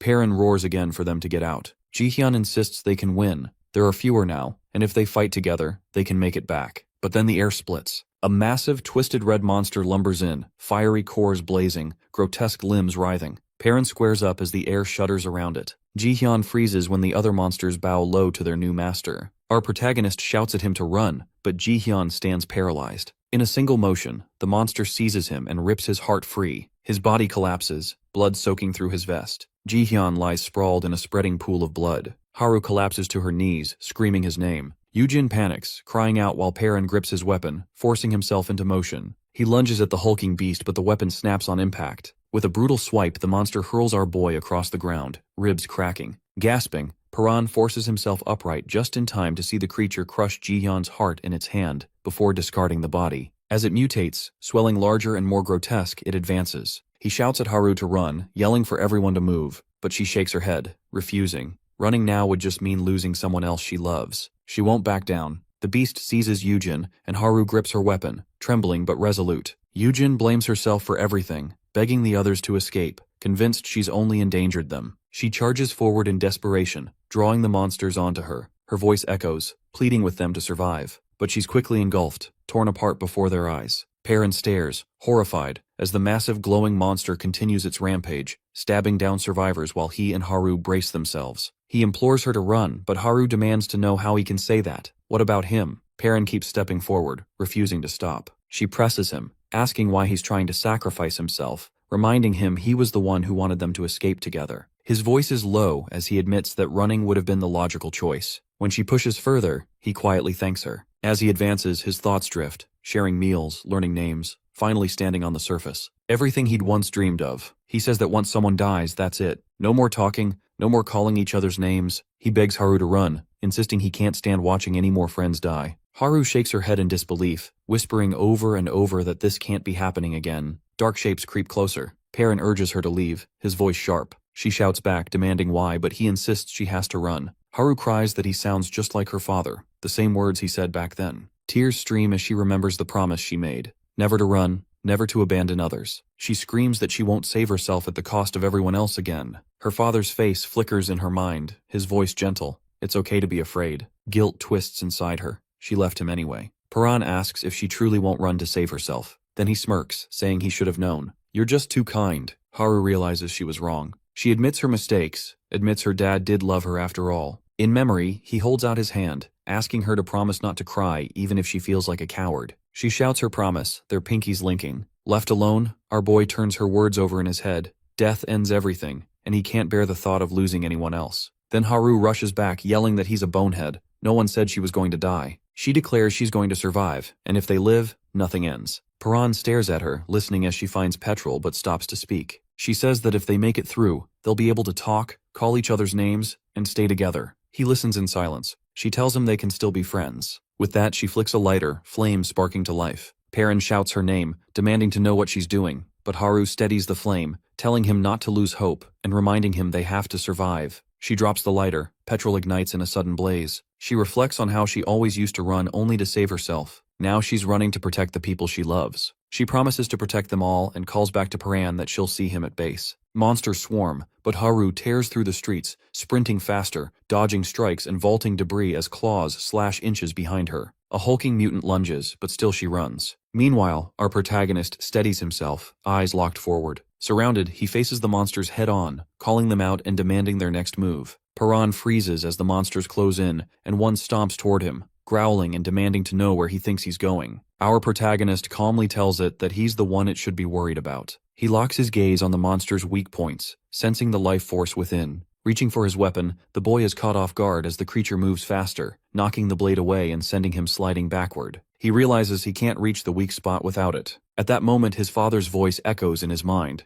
reminding him that weapons aren't always an option. Piran recalls a memory of his father saying that one day he'd understand. When he used to ask what that meant, the older man would simply say that weapons weren't meant for people like them. He remembers watching his dad fight, never once relying on steel. Now our boy shifts into his father's fighting stance. The voice explains that the stance is only the beginning. Every living thing has life force, and so do they. He remembers training in the basement, where his father taught him to harness that power, explaining that hands channel life force and, with focus, you can pull it out through your fingertips. Blue sparks flare as energy surges through him. His father's words urge him to take that power. Piran protests that nothing is happening, but the voice assures him he'll get it. Once he can truly sense that life force, he'll be able to control it. Suddenly, our protagonist feels a burst of energy within, his father's words echoing, "This power is his." Energy lights up his arm, and he yells in surprise at what's happening. He recalls asking his dad what would happen if he channeled all of it. As the monster draws nearer, the voice explains that once he masters it, Piran will move almost as fast as his father did. With newfound strength, he launches himself forward. Our protagonist charges in and slams into the monster. It swings at him, but he breaks through its guard, sending the creature skidding across the ground. The beast clutches its face, and Piran reacts instantly to every movement. Electricity pulses through him, and he realizes he can actually keep up now. As it lunges forward, our boy braces himself. They launch at each other and collide mid-air. He grabs one of its tendrils, yanks it hard, and slams the beast down. The monster lashes out, but he dodges, leaps up, and delivers a punch so powerful it cracks the ground and sends lightning flashing. He checks to see if it's over, but the creature's arms begin to split and grow, its body morphing. Piran realizes it's protecting its weak spot, locking it away, and knows he needs to push harder. Sparks fly from his fist as he digs deep, memories of his lost friends fueling his determination. Lightning surges through every vein as he lights up, lifting his head and daring the creature to attack. The monster screeches and charges, slamming its arms and tendrils at him. He advances, undaunted, even as it towers over him, preparing to strike. The thought hits. If he'd been this strong before, perhaps none of his friends would have died. Gathering all his strength, he unleashes a devastating punch, an explosion of light and force, then collapses, exhausted. Somehow, he manages to stand just as the monster comes back for more. Suddenly, he spots a glowing core fragment still inside the beast as it snatches up one of the wounded survivors. He shouts for it to stop, struggling to tear away the tendril as it leers down at the helpless people. The creature grabs him by the throat, and as his gaze falls on a friend's lifeless body nearby, his mind goes numb. In that moment, only one thing is clear. He wants to end this monster. Piran's eyes glow red as he seizes its limb, preparing for what comes next. Piran grabs the monster's limb, yanking hard and locking it in place. The creature snarls and thrashes, jaws splitting wide to reveal far too many teeth, but his grip only tightens. Its entire body whips back and forth until there's a sharp, bone-cracking sound as our protagonist gives a fierce twist. The beast stumbles and he keeps pulling until the limb breaks apart in his hands. He steadies himself, red energy swirling around him, eyes glowing as his aura erupts outward, swallowing the monster's scream. Without hesitation, Piran charges into the chaos, his form blurring as he rushes the creature. It shrieks, teeth rattling. Meanwhile, survivors creep through the area with a map, checking their surroundings. One thinks they're close, another grumbles about how long this has taken. The guy with glasses panics after spotting movement, and the group rushes over to find Piran collapsed on the ground. Shocked but relieved to find him alive, they pick him up. Chickencomb asks what happened, while another stares at the wreckage. As they carry our boy back, Chickencomb gets bossy with the girl at the rear, telling her to leave some bags behind. She refuses, wanting half the rations and bragging about the feast ahead. He offers to help, then throws away her heavy bag, making her scream. Sprinting ahead, he dares the others to catch up, and someone swears to shave off his mohawk. The guy with glasses urges everyone to keep quiet unless they want trouble. Piran starts to wake, confused, noticing a map in his hand. He studies it, wondering if Haru is still alive. The one with glasses presses him to explain what happened, but our protagonist only remembers grabbing the monster at the last second. Everything after that is a blur. He has no idea how he survived. Suddenly, the ground trembles as another monster appears, roaring. Chickencomb charges in, ready to fight, and Piran steps up as well. The glasses wearer panics about not having a weapon, but Piran's hand is already sparking with energy. The beast lunges, he dodges and slams it so hard that the ground shakes. The survivors are stunned as he grabs the monster's limb, lightning crackling through him, and shatters the glowing core to pieces. When the dust settles, Chickencomb grabs him, peppering him with questions. At the shelter, a few older men work with radios, frustrated by the lack of response. Bayom tells them to wait, hoping something might come from the government. They're worried because the supply team hasn't returned yet. Haru sits in silence, sleepless, waiting for Piran. When Bayom spots movement outside, everyone starts whispering as the supply group finally returns. Haru's eyes widen when she sees him being carried in. A survivor reassures her as Piran stumbles to his feet, and she rushes forward, hugging him in relief. She admits she ran away, but he still survived, and she breaks down in tears as the others watch. The supply run brought back 7 days' worth of food and some medicine, but the cost was high. They lost 2 people. When Piran wakes, Haru greets him. He says he dreamed that someone hugged him, but she brushes it off as just a dream. He notices her wounded legs, but she jokes that he looks even worse. He replies that he heals quickly, and she calls him a monster before quickly apologizing. Haru says they're opposites. She's always run while he's always fought. She admits she's always hidden her cowardice, but now she accepts it. She's a coward, but she's choosing to fight and wants to change. A little girl appears. Haru is shocked and apologizes for leaving her before, wishing she'd spoken up sooner. The girl holds out a hairpin, and when Haru asks about it, surprised it's hers, the child insists it's a gift, saying her bangs are in her eyes. Haru hesitates, but the girl reassures her she has another pin. Touching her scar, Haru thinks of it as proof she kept fighting, all while Piran watches. She clips the pin in and asks if she looks pretty. The little girl agrees she does. Despite all the loss and frustration, hope remains. Piran sits quietly, holding a small trinket. Suddenly, a buzzing noise draws everyone's attention to the radio. He turns as a voice comes through the static, testing the mic. The group realizes the radio is working. The broadcaster explains they saw the apocalypse coming and prepared. Now, it's up to the listeners whether to believe. Our boy listens closely, tense, as the voice finishes, leaving the next move up to them. List comes on the radio and introduces himself, his voice calm but commanding. He tells listeners that surviving without any preparation is already impressive. Then he explains his plan.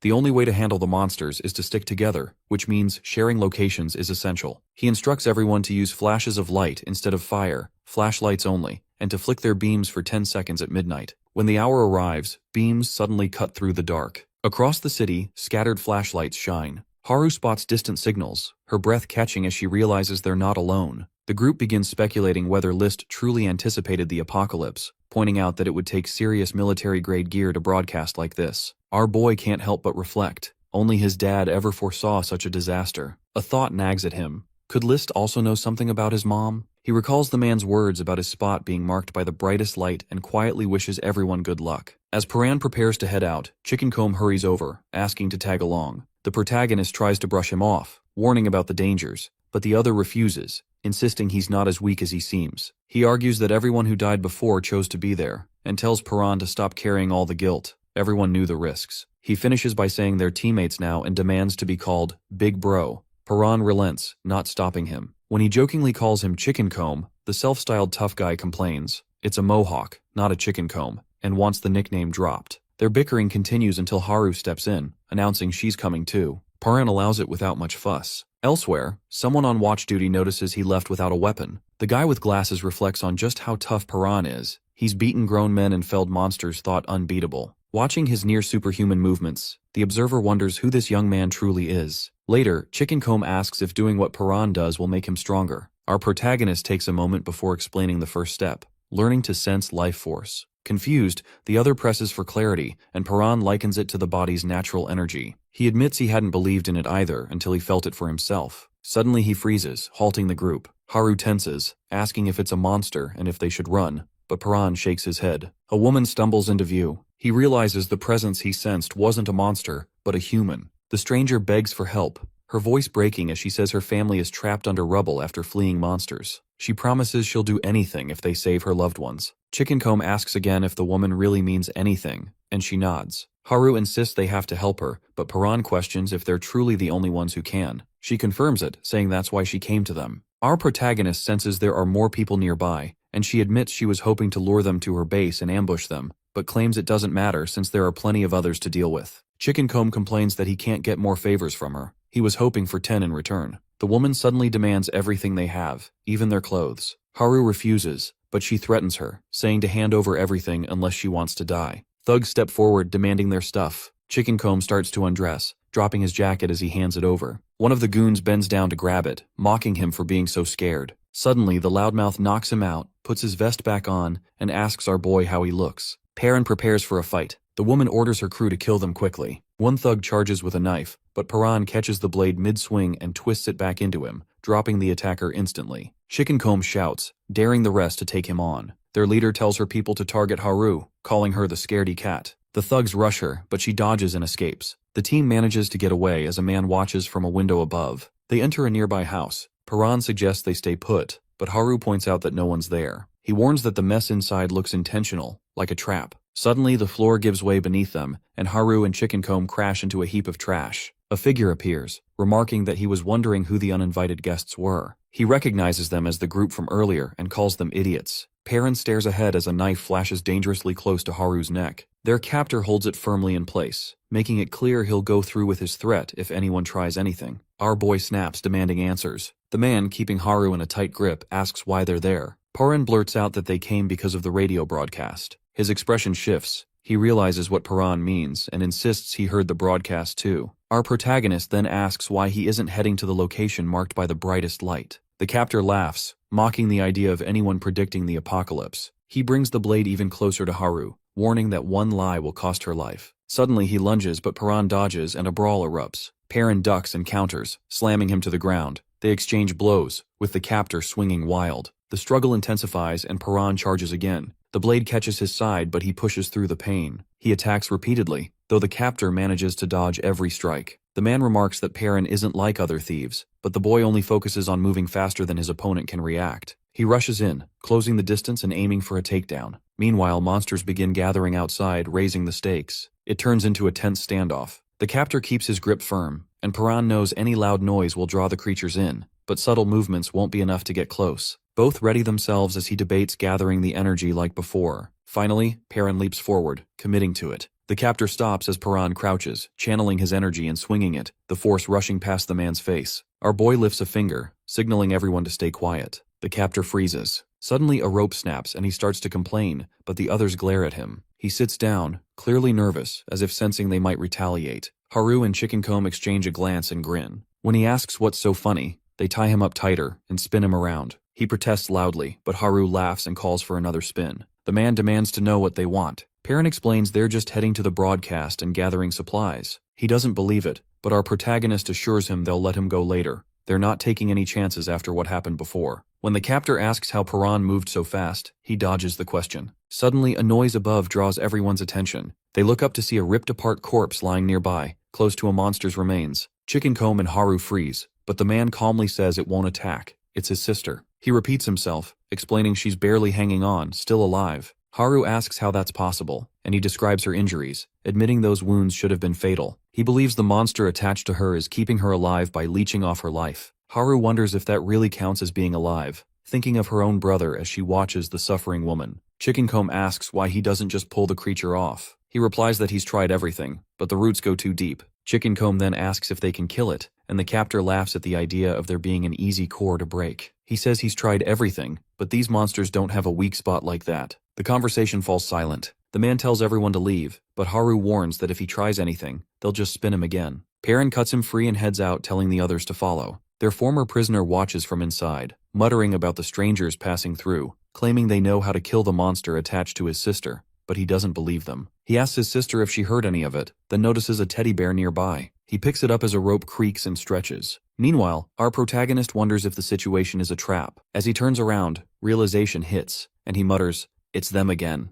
Across the room, a creature rises from beneath the floorboards. Piran grips a knife tightly, a doll lying on the floor beside him as he faces a massive, shadowy figure. His vision turns red, sparks of energy flickering across his eyes. Suddenly, a horde of eerie creatures emerges ahead, multiplying the danger before him. He's frustrated. He already burned through too much energy earlier, and now the monster's grip is draining his strength even more. As that energy slips away, our boy's eyes fall on the doll, and he remembers the promise he made. He reminds himself to keep that promise no matter what. Memories flash through his mind. He walks along, answering a call and promising he won't be late. In another place, his sister listens in, anxious, asking how many chances he has left. The captor's voice rings out, "None." He's always had this unusual talent. The vision shifts. Glimpses show Jingu with glowing eyes, scanning possible futures, able to predict outcomes to any event. During matches, he always takes the win, but never looks satisfied. When someone asks why Jin isn't celebrating, he admits he saw it all coming. On a phone call, he's reminded about their promise to watch a show together. He explains his ability. He simulates every scenario by simply observing. When a biker loses control and heads toward him, Jin steps aside, lands a hit, and the crash unfolds behind him. He admits that while his power lets him predict things, overusing it leaves him exhausted and always ends in a headache. When asked about the crash, he brushes it off. His sister calls, asking what he went out to buy, unaware that it's for her birthday. Holding the doll, his phone buzzes and an uneasy feeling sets in. People around him are looking up, so he follows their gaze and sees a massive dark sphere hanging in the sky. Shaken, Jin watches as a monstrous thing with twisted limbs descends. He suddenly realizes his predictive power is useless. He can't see any futures, only chaos and monsters everywhere. He notices the disaster unfolding nearby. Then his phone dies, the internet cuts out, and the ground shakes as explosions erupt. Monsters swarm the streets. As energy surges through him, Jin braces himself, clutching the doll, determined to survive as the world collapses around him. Jin wanders the ruined streets, trying to figure out what the monsters really want. Are they after human blood, or do they aim to wipe out all life? When a beast lunges at him, he dodges, counting the distance back to his shelter and thinking only of protecting his sister. He finally makes it home, stepping inside and spotting a red line trailing across the floor. Following it deeper into the house, he pieces together the situation. Up ahead, he finds a mangled body. Gripping his knife, he quickly dispatches the threat. The next day, the mysterious planet in the sky is gone, but the monsters are still everywhere. Jin carefully seals every crack and opening in the house to keep them out. Inside, he finds his sister's body twitching, a parasite clinging to her. He has already tried, and failed, to pull it off, but he refuses to give up. One failed attempt isn't the end. There are more chances. He swears to save her, promising to rip the thing off no matter what. He studies the monster's healing process. Each one seems to regenerate differently, and wonders if there's a limit, maybe tied to how much they eat. He's seen them do more than just eat. Maybe that's what really drives them. If he can force the parasite to keep healing, maybe it'll eventually wear itself down and die. He keeps trying to sabotage its regeneration, but the creature remains stubbornly attached. Jin knows he needs a better plan. He considers ways to disrupt the healing, maybe by hitting it repeatedly until it can't keep up. Later, he uses a telescope to watch monsters outside, noticing they're always drawn to fire, even through barriers, but that's too risky to try. He experiments with hydrochloric acid. It slows the healing, but doesn't kill the parasite. He dissects a few captured ones, searching for any weak spot. Acid, liquid nitrogen, nails, none of it works. Frustrated, he tells his sister he's out of ideas and unable to kill the parasite. He begs her to give him a sign if she's still in there. Suddenly, a rope goes taut. Looking down, he finds Chicken Comb and Haru hanging upside down. Back in the present, Jin struggles against the monster's grip, feeling like this is the end, and there are no more possibilities ahead. Suddenly, Piran appears and crashes into the beast. Sparks of electricity shoot from our protagonist's hand as he prepares to strike. Piran slams the monster to the ground. Jin's eyes lock onto the core in front of him, vision going red as power surges through his body until it bursts out, leaving him trembling and breathless. Confused, he demands to know what's happening. Our boy looks back at him, silent, while Jin tries to figure out how he managed it. The others mention they only returned because someone forgot a bag. Piran repeats his advice. You have to hit the core, though he warns most people probably can't see it. Jin insists he can, recalling the glow he once saw coming from his sister. Piran confirms that's the core. Jin asks why the glow appeared in his sister and not the monster itself. He says if setting her free means killing her, then he'll do it. Our protagonist explains that as long as her heart keeps beating, the parasite will remain. Jin looks at his sister, determined to end her suffering himself. He picks up a toy rabbit, wishing her a happy belated birthday. Standing over her with knife in hand, he sees black tendrils wrapped around the core on her chest. She lies still, the stuffed toy beside her, as he hesitates with the blade. Memories flash. Her smile, meals together, her riding on his shoulders. His grip tightens. He thanks her, saying it over and over, eyes on her body. To his surprise, she responds faintly, telling him she always heard him. Jin admits he's lost, unsure what to do now. Piran appears with Haru and Chicken Comb as Jin comes downstairs, remembering his sister's final words, telling him to do what he wants. He hesitates, glancing between the group and his sister. Suddenly, another monster arrives. Jin recalls her face, his eyes turning red with resolve. He remembers clasping her hand, swearing vengeance on every monster that took her away. In her last moments, she told him to survive and get revenge. Chicken Comb charges in but gets thrown aside.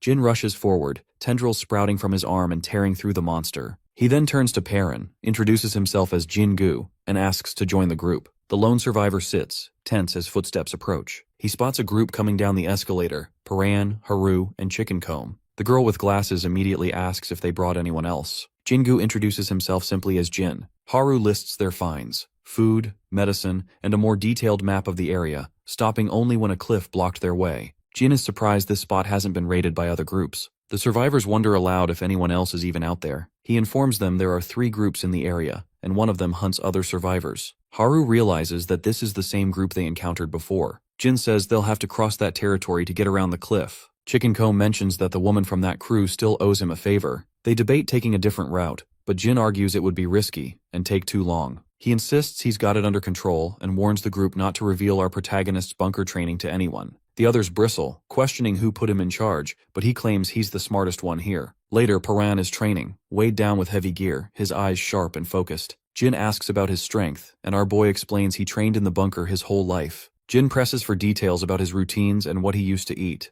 Piran, uncomfortable, asks him to stop, but the questioning doesn't let up. Finally, the young fighter says he hides out here and asks how Jin even found him. Jin replies that he followed a light, and that now he can see the life force in people, including Piran. This reminds our protagonist of something his dad used to say. Jin wants to know how the man knew about life force and why he built a bunker in the city to train his son. He calls Piran's dad a lunatic. Memories stir. His father wasn't always like that. At first, the man supported Piran's dream of seeing the surface, but eventually became obsessed with prepping for the apocalypse, which led the boy to rebel. Jin suggests maybe the father already knew about the monsters or the apocalypse in advance. Piran admits it's possible. Jin asks if he's certain his dad is dead. Piran recalls watching him fall from a great height with monsters diving after him. Jin points out that doesn't necessarily mean the man is gone, and that Piran may never know for sure. Piran sits on the floor as Jin suggests that his father might still be out there. Our boy replies that if his dad were alive, he'd already be here looking after him. Jin agrees, then shifts the conversation, asking how he moved so quickly during their last fight.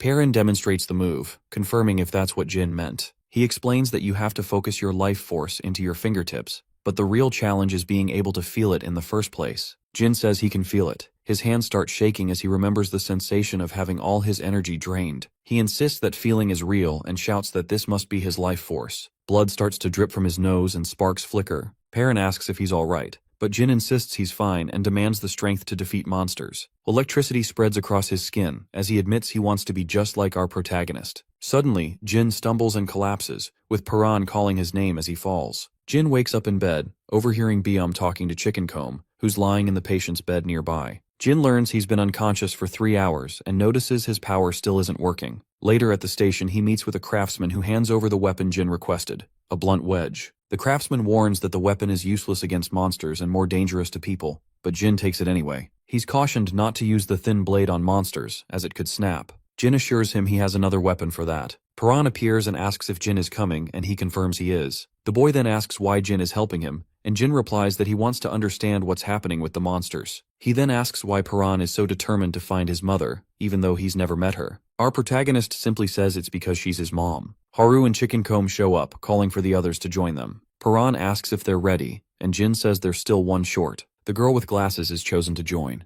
Byum and another survivor wish the group well as everyone heads up the escalator. Piran says he's living to find the people he cares about, while the rest have their own reasons as the crew sets out together. Piran moves forward while Chicken Comb and Jin hang back. A screech echoes in the distance and shadowy figures appear. Suddenly a harsh voice calls out, accusing them, not just of losing people, but of abandoning someone to die, which is even worse. The woman who once tried to trap our protagonist and his team tries to explain, but before she can, a knife flashes through the air. The blonde woman comments that these new intruders aren't like the others who usually get caught. She remembers a kid who dodged and a big guy with a chicken comb haircut. Another voice agrees. The silver-haired fighter simply stabs a man, calling him livestock. People whisper about whether the intruders might come back. The leader declares the hideout is locked down, grabs a piece of flesh, and says if the intruders return, she'll just eat them herself. Jin lays out the plan. They need to cross the thieves' territory, which is divided into 3 zones, without being caught. He insists that everyone must sneak through, no fighting.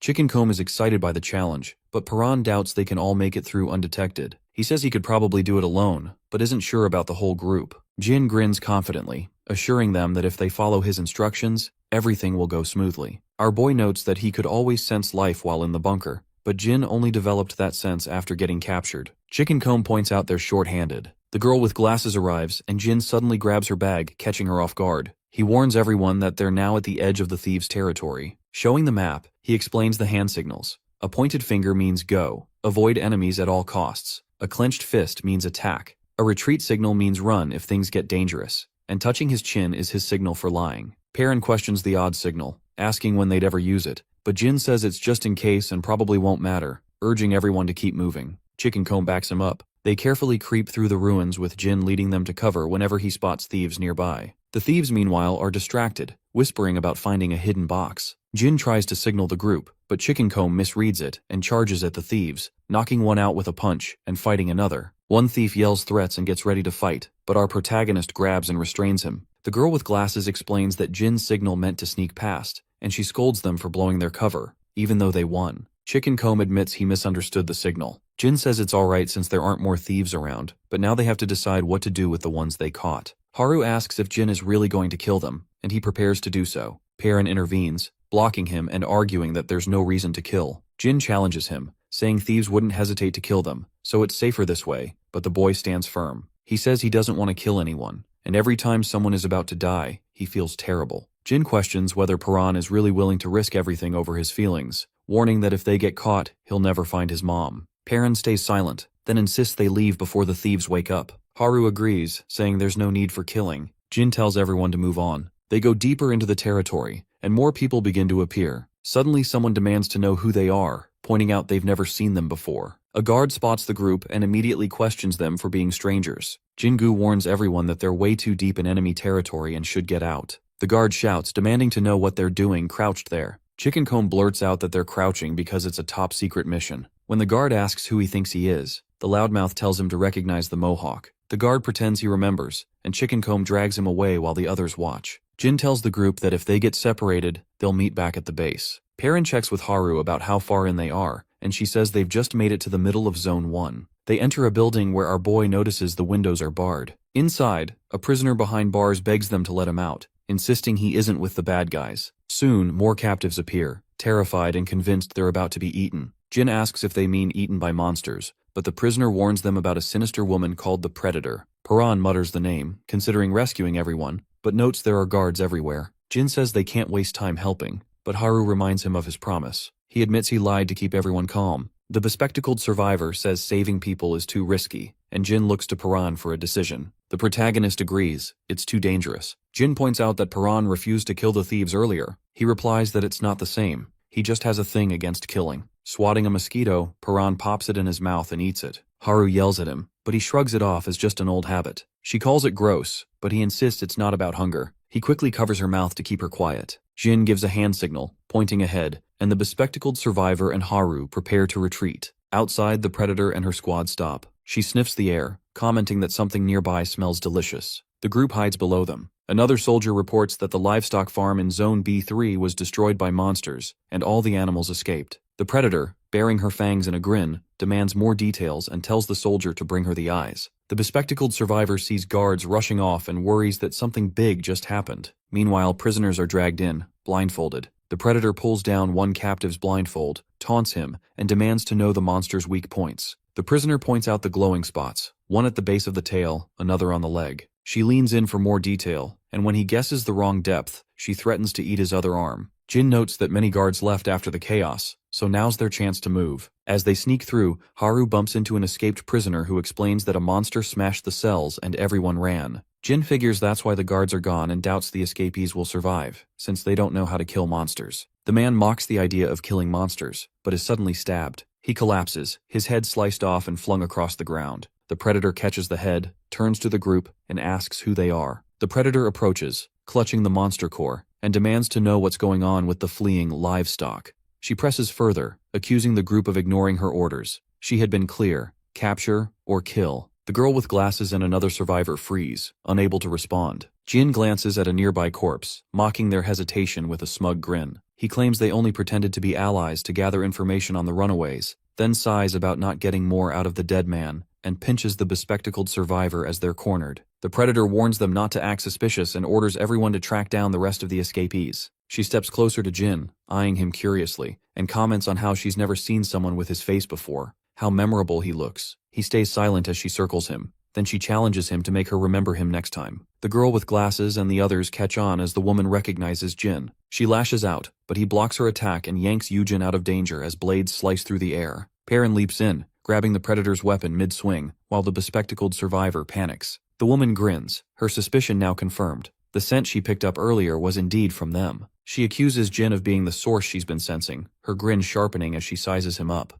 Wondering aloud why she should bother chasing livestock when the group in front of her seems much tastier, she lunges at him, demanding a bite. Jin throws his blade to block, but she ducks low, slides past, and tries to escape, only to find him already blocking her path. Our protagonist points forward, earning mockery from the predator as she hurls her blades, daring him to take them. Steel rains down, but he focuses, and just as she thinks she has him, Piran snatches the blades mid-air. The bespectacled survivor stares in shock as our boy takes control, grabbing, spinning, and redirecting each weapon in a blur, throwing the woman off balance. She falters, stunned, as he bites through a blade with his teeth and seizes more knives. He hurls them back in rapid succession, forcing her to scramble to block the onslaught. When Piran grabs her by the hand, she clamps down on his arm, laughing and calling him her favorite, his scent the most appealing. Haru mutters that something smells odd, like something burning. A flame flickers in the woman's hand before she throws it, but the fire fizzles out. Jin sneers, telling her it's too late now. The predator shouts at everyone to fight for their lives as heavy footsteps echo from behind. Out of the shadows, monsters surge forward. Piran and the bespectacled survivor steel themselves, ready for the oncoming attack. Everyone's either prey or predator. Another hunter creeps nearby. A lion feeds, and the endless cycle of eat or be eaten continues. Humans were once at the top, but that doesn't last. Suddenly, monsters appear, far more intense than anything before. The old food chain is shattered because these creatures now rule. The predators glare at whoever's left. Our team lifts their heads, catching the attention of the main predator. She notices something different in their eyes and challenges them, daring them to prove they've got the will to survive. She yells for them to show that fire inside. At her command, the monsters charge. Piran and Jin stand their ground. They rush in too. Their weapons ignite with energy, and a powerful burst slams into the monsters. Instantly recognizing the weak points, they take out the creatures on the spot. The noise draws Predator's crew, who come rushing in. Suddenly, Haru is yanked into the open, a knife pressed to her throat. Piran and Jin freeze. Their captor demands they surrender, and reveal how they've survived this long. The blade digs in deeper, and the girl with glasses drops to their knees, begging for mercy. Jin whispers to our protagonist to attack now,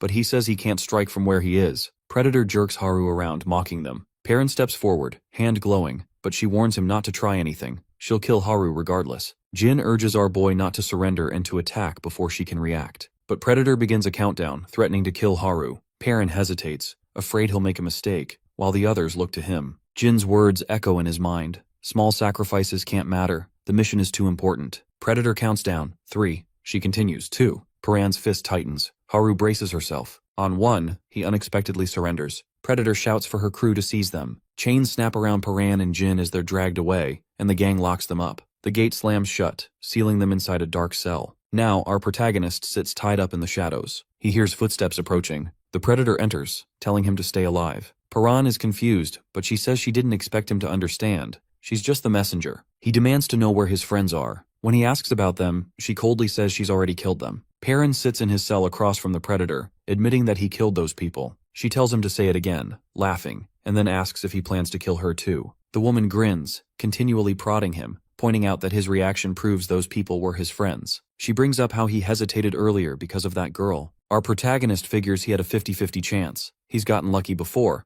but back then, a mistake meant someone died. He reflects on how he used to be weak, and though he's stronger now, doubt creeps in. Maybe all this strength has just made him reckless and dangerous to those around him. He remembers father's words about not getting close to people, and the lesson finally clicks. Impressed by his abilities, Predator starts questioning him about his powers. She tries to figure out how he knows all the monster's weak spots and even suspects he might be one of them. Piran just stares back as she wonders aloud if he's really like the others. She demands to know how he can see weak points. He blurts out a question, asking if someone told her about that too. He wonders if she got the information from someone else. Maybe whoever's spreading it is connected to his father. She responds by kicking him in the face, demanding answers again. Piran glares back, snapping out a defiant response, but she isn't fazed and claims she's got all the time in the world. She then questions him about where he's from, pointing out how clean his clothes are compared to everyone else's, and notes how healthy his group looks. She demands to know where their base is. Our boy lunges at her, baring his teeth, but Predator slams him down and teases him about being hungry, saying she's not about to be lunch. Piran swears he'll never talk. She laughs, calling him livestock. As she keeps hitting him, Predator questions whether he's even human. She turns to one of her men for an opinion. The man says he can see this inner light in people, just like in monsters, and sees it in her too. Looking at Piran, he says his light is especially bright and radiant. Predator mutters that it must be life force and declares that he smells delicious. He's definitely the most interesting one here. Another man interrupts, warning that food supplies are low, tensions are rising, casualties are increasing, and people are demanding executions. He urges her to find the group's base, but Predator shrugs it off. Instead, she grabs Piran again, pressing for answers. When he refuses to talk, she proposes a game. Stuck in her grip, he glares back. She slashes him, watching how quickly he heals and taunts him to keep going, laughing about how long she can drag this out. He endures the repeated beatings and cuts, healing each time only to be hurt again. While our protagonist lies battered on the floor, footsteps approach. A man whispers for him to keep quiet. Piran recognizes him.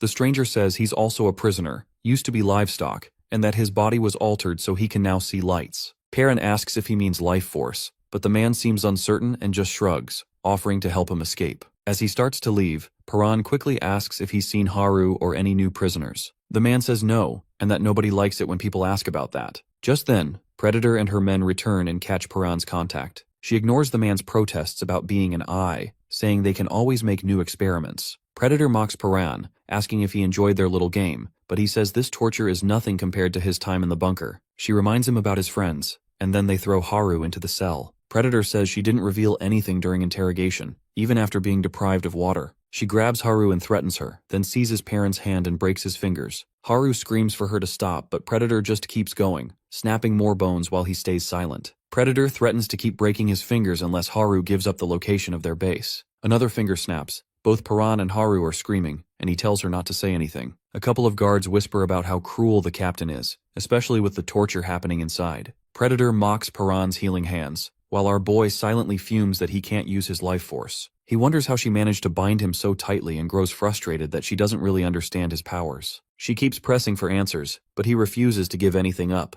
When Predator demands the location of their base, he hesitates but ultimately stays loyal to his group. She grabs a pair of pliers, threatening to see if his fingernails will heal if she rips them off. Haru is terrified. When Predator finally calls it a day, our protagonist is left alone, haunted by father's voice warning that caring for others only leads to pain and weakness. Outside, Haru watches, guilt twisting inside her as she sees what Piran endures. He realizes all of this began the moment he learned what it means to care for other people. Her horror grows when Predator strolls back in, threatening to go after his toenails next. Suddenly, Haru yells that she'll take his place. Predator is surprised, teasing her about her feelings for the boy, but Haru keeps quiet. Pretending to be bored, Predator shifts her focus, grabbing Haru and getting her tools ready while Piran remains restrained. Haru apologizes, and just as Predator is about to start, he shouts that he'll cooperate. Predator is pleased, until Jin arrives. She asks where he's been, and Jin replies that he's ready to give up the base's location. Water drips, and Predator grins, but Haru doesn't believe he'd really betray them. Jin ignores her and tells Piran to listen. He claims he doesn't need our protagonist anymore, saying he thought Piran was the key to understanding monsters,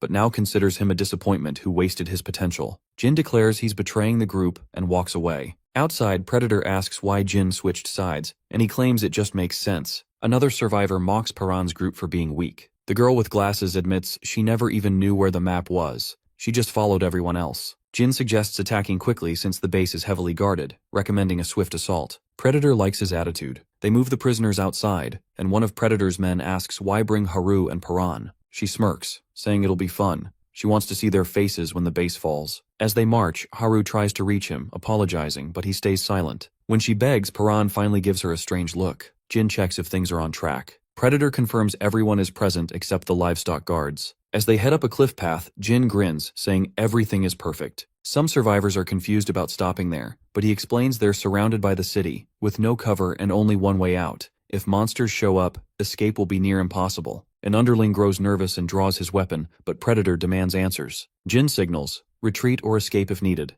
Escaping is more important than fighting. He gives the final signal. Piran recalls that touching the chin means Jin is lying, realizing he only pretended to betray them to keep the ruse alive. While Haru reacts and our boy clenches his fists, he reveals a hidden key tucked beneath his tongue. She catches on instantly. Jin continues to act normal under Predator's watchful eye, subtly holding up 2 fingers, the signal to attack if necessary. As Predator is distracted, Haru unlocks Piran's cuffs. He stands, free at last, energy surging through him. One soldier warns Predator that the boy is loose. With a fierce twist, Piran breaks the shackles completely and prepares to fight. Predator's men hesitate, but one steps forward, overconfident, even as she warns not to underestimate him. Piran steps up, Haru close behind. He stomps, cracking the ground, then delivers a punch that flattens a soldier's face and sends him flying with a blast of force. Piran knocks his opponent out with a single punch, sending the man skidding across the ground. The crowd erupts and shouts. Meanwhile, Jin signals up to someone on a ledge, who hits a detonator. An explosion rocks the canyon. Flames erupt, turning the entire battlefield into a fiery trap.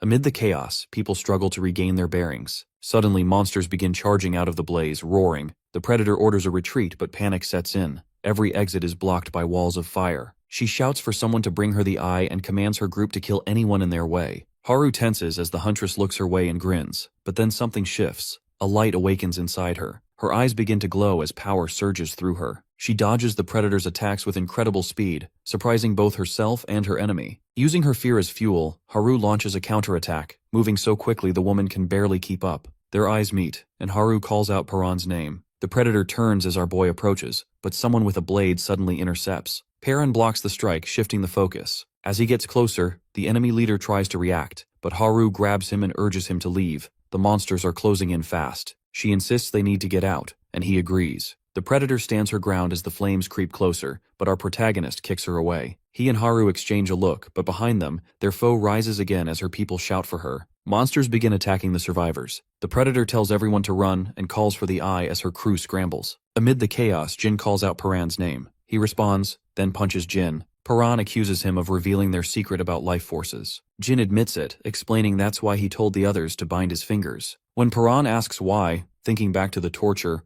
Jin insists it was the best move for him. He realizes Jin meant it, and the other boy confirms he never liked Piran, blaming him for being indecisive and saying he doesn't deserve his powers. Piran asks why Jin didn't dodge if he hates him so much. He could have avoided that punch. Jin says nothing. Finally, Jin admits he needs Piran. The young fighter is silent for a moment, then says Jin annoys him. Jin retorts that the feeling is mutual. Piran offers his hand, telling him to get up unless he wants to die here. Jin finally takes it, making it clear he has his own agenda, even with monsters and chaos all around. Survivors grab their weapons as orders are shouted to hold the line. The Predator demands to know where the eye is. Her crew responds that they've got him, and a soldier says someone volunteered. She praises the volunteer, promising rewards, as a young man steps forward. Chickencomb watches as the boy pulls down his sleeve and says he can finally see again. Back then, Chickencomb was taken to a place where a monster was kept, all tied up, while a man watched with him. The man explained that the experiment almost never worked. Most people died if they couldn't handle monsters. He asked if Chickencomb was really sure about this,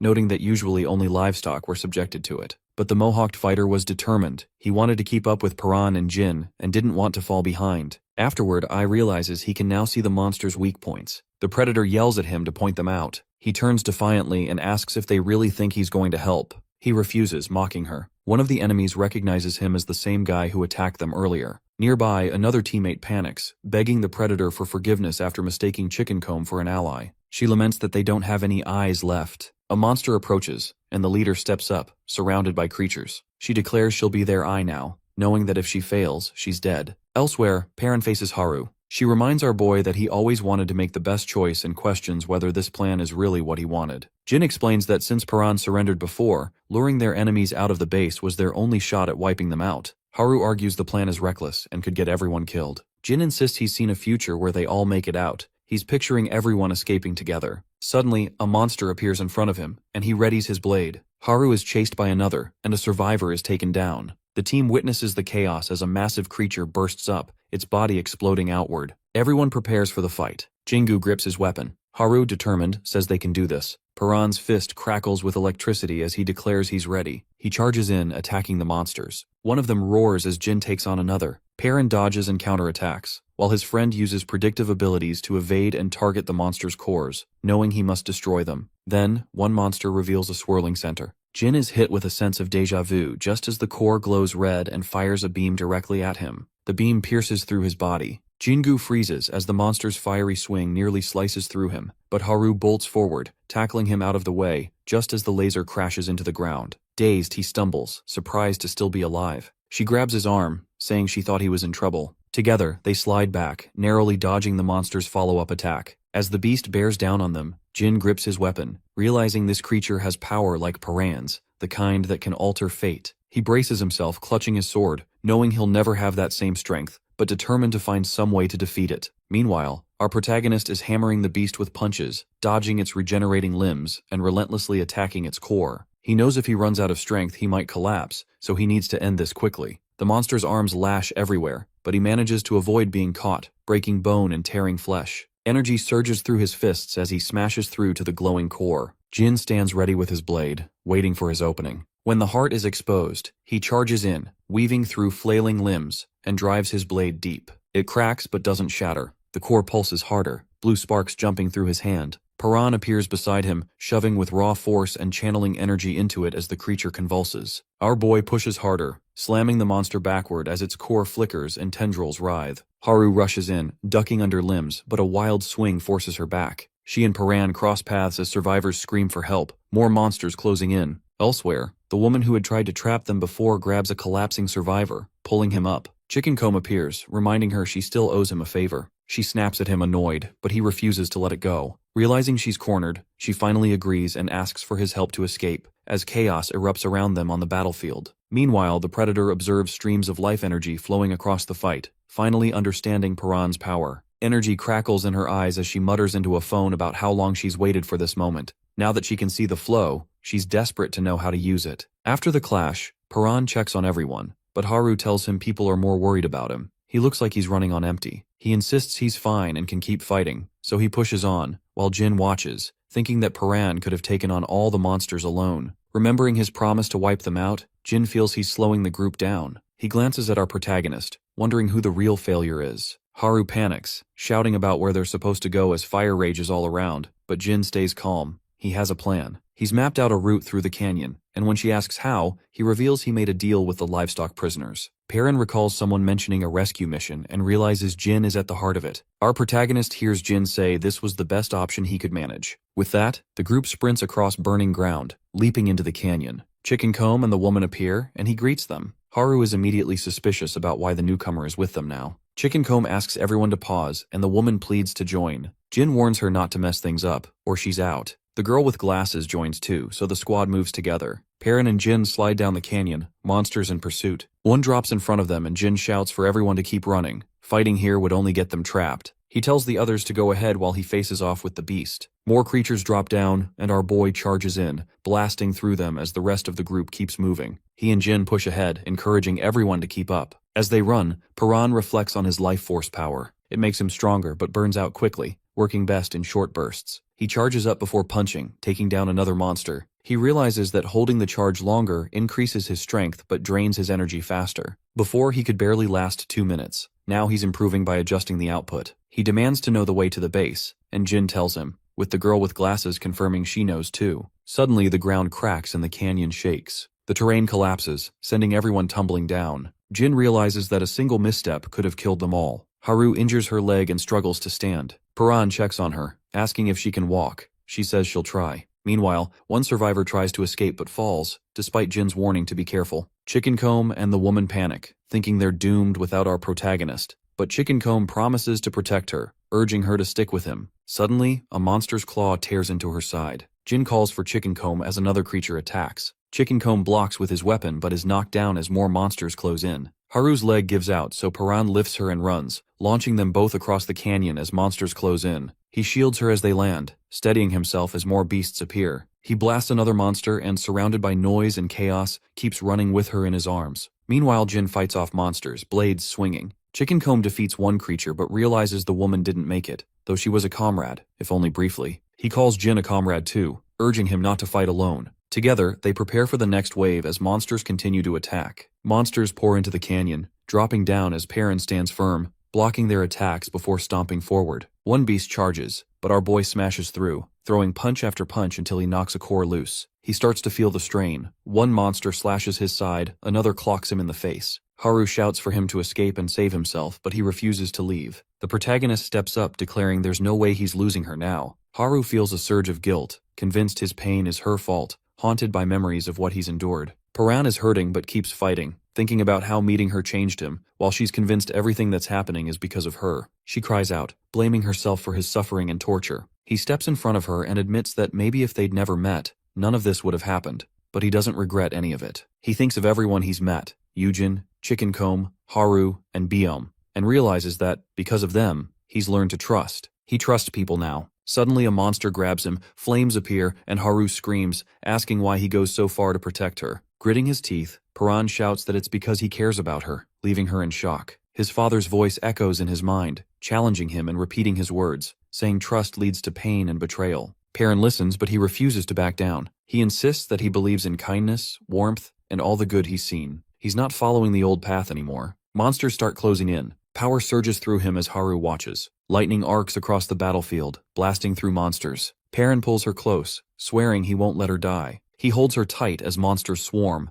unleashing a wave of energy that tears through the attackers. Haru gasps as our protagonist pushes himself beyond his limits, clearing the area of monsters. Exhausted, he stumbles forward and collapses as his body gives out. She runs to him, calling his name. Another monster closes in, and Piran struggles to get up, admitting he's out of energy before falling again, the creature looming over them. A memory floods his mind. Little Piran, hearing his father's voice warning that his heart would bring pain and telling him never to go to the surface. His dad said that his heart would always pull him toward others and get him hurt, so he could never be allowed outside again. But he also said that if Piran ever decided to chase his dreams, he'd have to grow stronger even than his dad. Back in the present, the monster draws closer. Haru watches anxiously as his father's voice echoes. He must become strong enough to face any storm and go after what he wants. Summoning all his strength, our boy forces himself up, lightning gathering around his hand as his dad's words ring out, "Sky's the limit." Power erupts as he slams the ground, sending energy everywhere. Piran grabs the monster's power, his father's words echoing about the strength in their blood, the blue flame. He rips the core free as the enemy repeats, "This is the power of the blue flame." The monster's core flickers as Jin stands nearby, watching. Chickencomb explains that he can now spot weak points, thanks to the experiment they went through. He calls it the life force, insisting it exists inside them too. As the creatures close in, Jin keeps his distance while the mohawked fighter charges in. He notices that Chickencomb is attacking wildly instead of targeting vital spots, realizing this reckless approach will only get him hurt. The brawler yells for Jin to stay back. He wants to handle the monster himself, leaving his comrade frustrated and worried. Chickencomb gets hit and goes down, but he stubbornly rises again and dares the beast to try once more. Meanwhile, Piran is caught in tendrils, lost in memories of his childhood and his father's warnings. He recalls his dad repeatedly stressing the dangers of life on the surface and the risks of getting close to people. Our boy wonders why his father never trusted other humans. While he struggles to move, Haru calls out to him. Her voice is drowned out by the echo of his dad's words. The bunker is safe, and following the rules is the only way to survive. Piran remembers pretending to be asleep,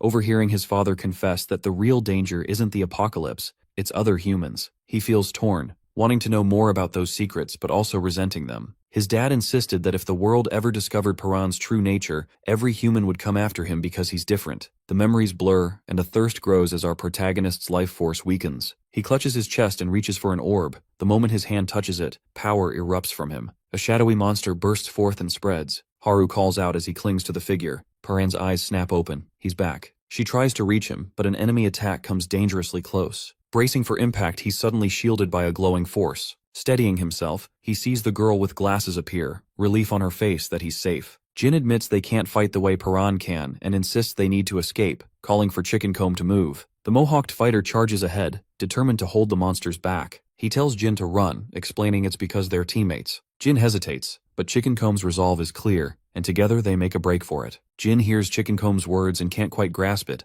Is he really willing to throw his life away for something so simple? He grips his sword tightly. Suddenly, a monster's arm swings at the mohawked fighter. Jin shouts a warning and dashes in, his blades clashing against the attack. He blocks hit after hit, running survival scenarios in his mind. He realizes that if he bailed now, just like Chicken Comb suggested, he could still escape before the monsters close in. Yet he thinks about how Piran never follows the expected path and always finds his own way. He admits to himself that he's always just been an observer. Memories of losing his family to monsters flood in, and how he only gave up when every option was exhausted. Steadying his grip, he swings hard and lands a solid hit on the enemy, telling himself that if he had our protagonist's kind of power, this fight would be easy. He shouts that he could have shaped his own fate. Chicken Comb calls his name as monsters close in. Jin admits he's powerless, nothing like Piran. He resigns himself, thinking maybe this is the only way he knows how to survive as the beasts surround him. But then he stops, questioning why he's even living like this. His sister's face flashes in his mind, and her words echo in his memory. He remembers the promise he made to her, to get revenge and wipe out every last monster. Surrounded, Jin tightens his grip on his blade. He charges at the creatures, deciding in that moment that lacking power isn't an excuse. He must get stronger, no matter what, and take them down. He realizes he doesn't have to follow our boy's path.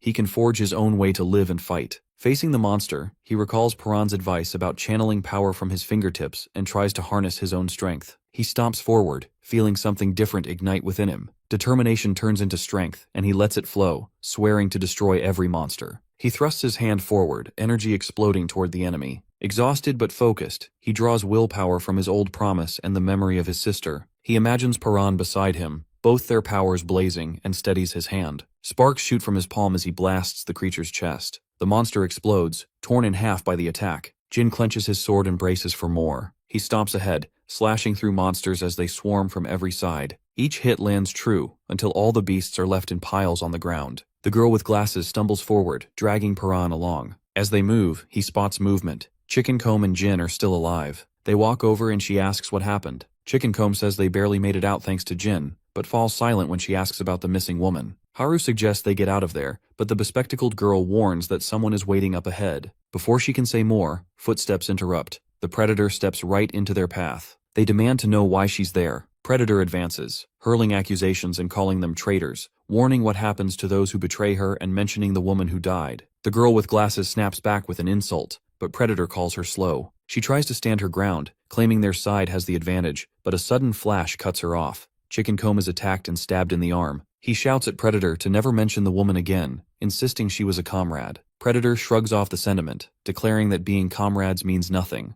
There's only predator and prey. She moves closer, stating that survival is the only thing that matters. Chicken Comb refuses to back down and faces her. Predator's weapon starts to spark, and she says it's dinner time. She lunges at him, electricity crackling around her, slashing across his chest and claiming she's mastered life force. Electricity flickers as she holds a phone. When someone asks how she learned it, Predator says she picked it up from some kid with a strange fighting style. She finds two bodies on the ground, confused about where everyone else went, then realizes they've all run far away. She remarks that she can just follow the trail of blue energy to find them. Suddenly, a voice crackles through her phone, telling her to stop after hearing her mention blue energy. Predator gets annoyed, glancing at the bodies scattered around. Haru tries to warn her to stay back, but she scoffs, daring Haru to do something about it. Predator attacks, but Haru dodges and sprints away. Electricity snaps from her hand as she gives chase, calling Haru a pain. She grabs her by the hair, taunting about how much power is draining from her body, and promises Haru will never walk again. Our boy slashes at Predator, forcing her to let go, and she is surprised to see him ready to fight. Tossing Haru aside, she prepares to face him. Piran charges, but Predator dodges, sparks flying from her hand as she readies another attack. She goes all out, raining down blows and yelling for him to give her a good fight, saying she's finally found someone who can keep up.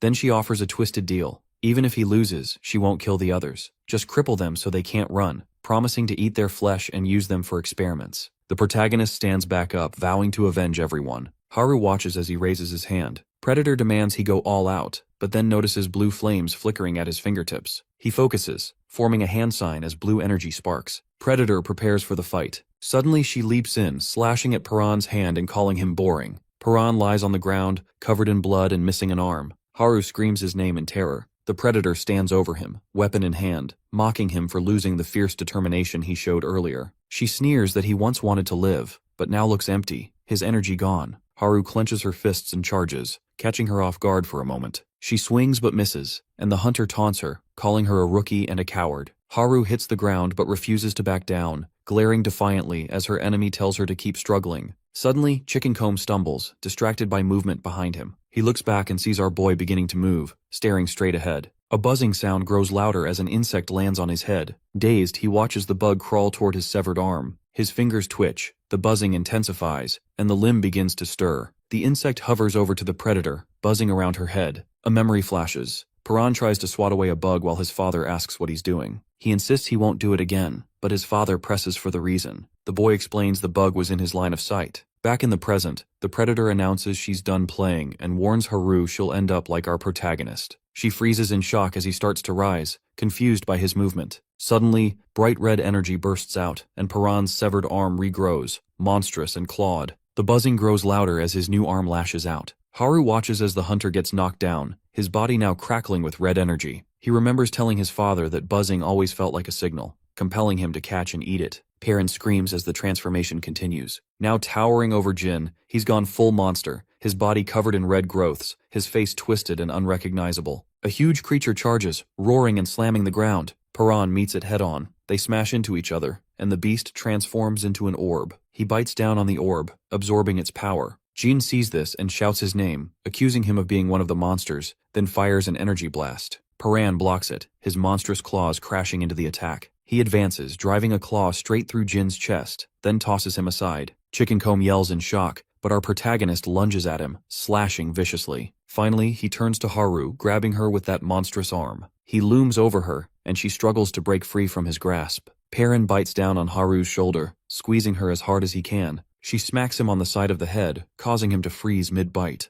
Haru shouts his name, trying to snap him out of it, but our boy only growls and begins choking her. She fights back, landing a punch across his face. The blow jolts him. He realizes what he's done. The sparks of his monstrous transformation begin to fade. Piran stands, staring at Haru, who lies limp and bloody. He calls her name, glancing at the others scattered on the ground. The girl with glasses screams at him to stay back, calling him a monster. He looks around at the destruction, wondering if he caused all of it. The survivors watch in shock. A man hiding nearby blames another for not warning anyone, and panic escalates as Byam approaches. Piran spots him and freezes, recognizing who he is. As Byam comes closer, our protagonist yells, warning the scientist to stay away and blaming him for the chaos. Byam ignores him and moves past. Another survivor arrives, looks Piran over, and asks if he's a monster, but most people keep their distance. Then a hooded man appears. While someone questions if he plans to get close as well, the hooded man merely smirks. Byam and another person begin helping the wounded. Elsewhere, a man describes meeting Jin at a looter base and making a deal. He would save Jin if Jin helped free his friends, who were being kept as livestock. When asked, the man confirms he came from the same place Piran and his group were trying to reach. Chicken Comb insists he's fine, though Byam flinches, suggesting he take a break if needed. Someone asks if the man came from the place associated with the radio broadcast. He says yes and wonders if Jin hasn't already explained things. The survivors inquire about both the location and the broadcast, but the man says it's complicated and promises it will make sense soon. He recalls being caught by looters while searching for survivors,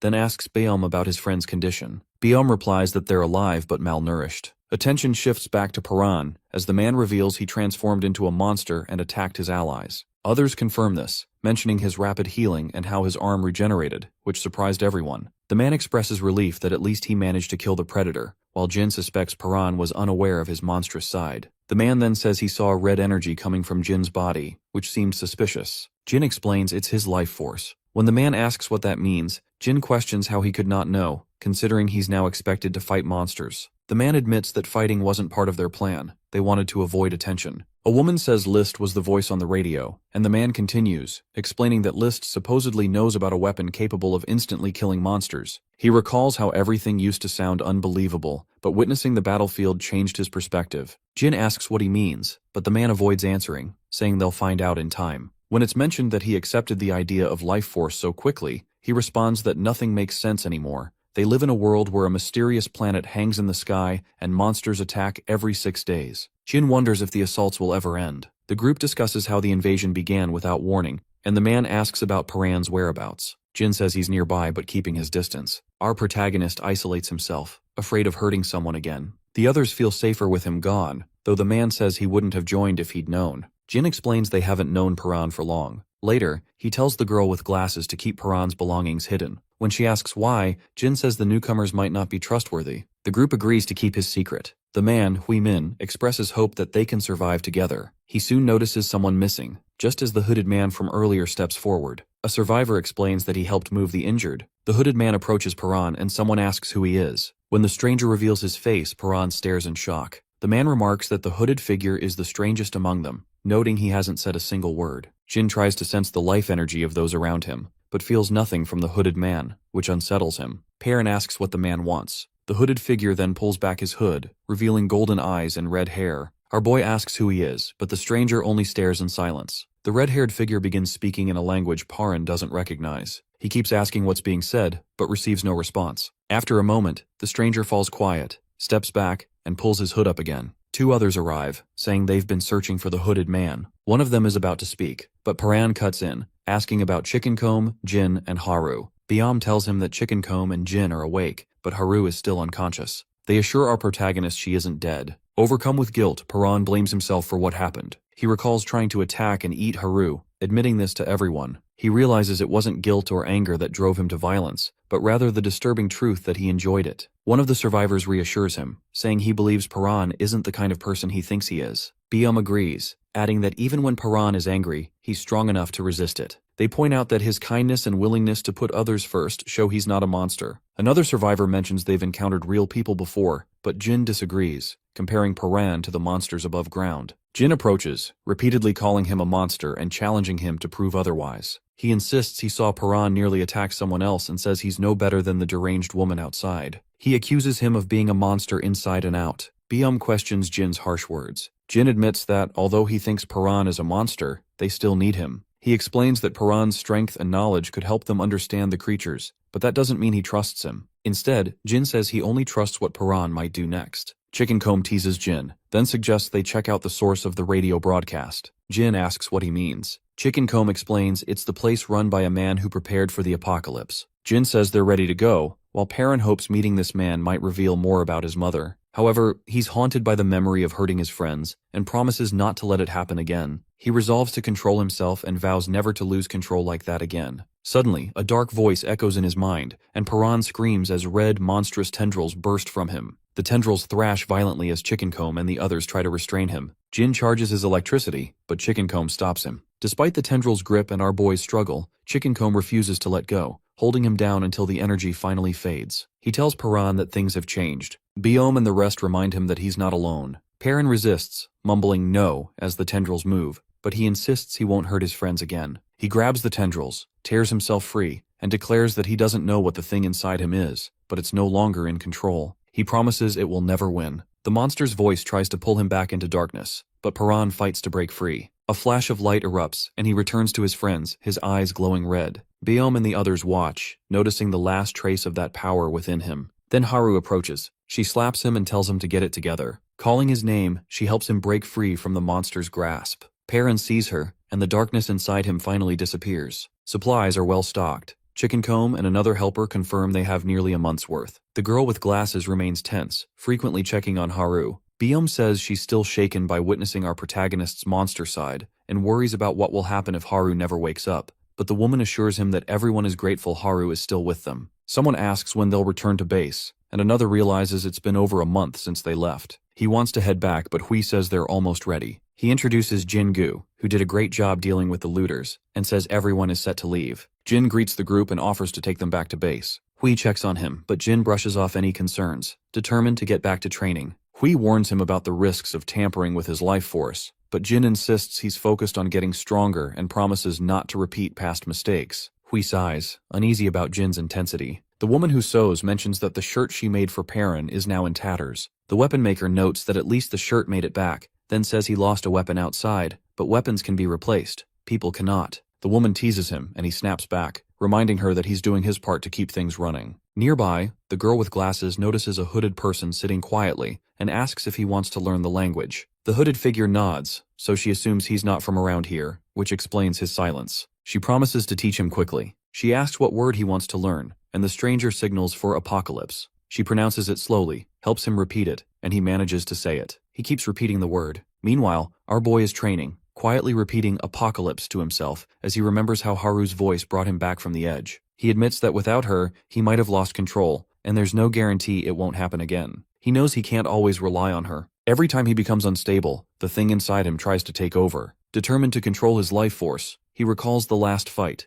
how his power surged and he felt himself get stronger. Now though, he can't recapture that feeling no matter what he tries. He remembers Haru's touch and wonders if recreating that moment will help him succeed. Our protagonist decides he still has a chance. He pushes himself, running as fast as he can, repeating that he must protect his people and get stronger. He keeps going until he collapses, refusing to stop until he can harness that power again. Chickencomb and the others are preparing to leave. Hui notes they've reached a dead end and suggests it's time to head back. Suddenly, a can falls, making a noise that attracts monsters. A young man freezes in fear as the creatures attack. Jin leaps into action, his powers crackling as he smashes through the monsters. Everyone calls out to him, demanding to know what's happening, but Jin-gu stands firm, his eyes glowing with energy. One monster, a spiky ball, targets Hui. He panics, thinking he's done for. Time freezes. The spikes stop inches from his face. Blue light flashes. Energy tears through the air, and Piran appears, destroying the monster. He punches through the beast as Hui looks on in disbelief, energy crackling around them. The others question what happened, pointing out that his hands shredded the monster. Jin asks if he's gotten stronger. Piran, catching his breath, says he managed to replicate what he did before, but insists he still needs to improve.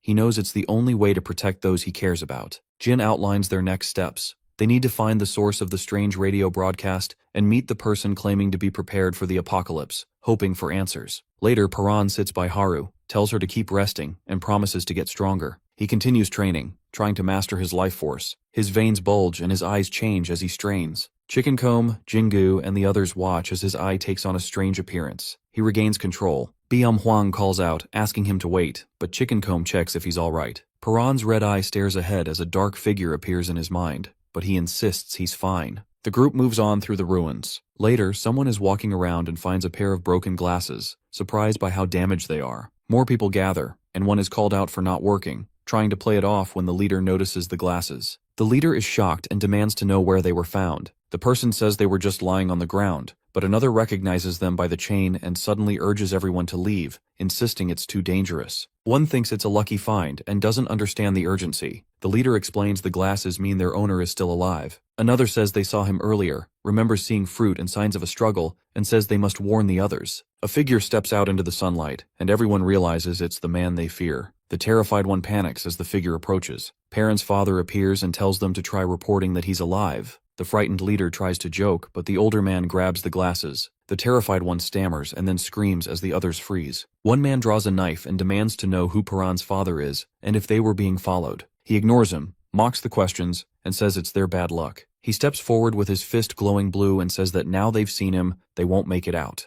The group realizes only one person possesses that blue energy. Someone shouts that it's him, and they try to prepare for a fight. Piran's father smirks and unleashes a burst of energy, blasting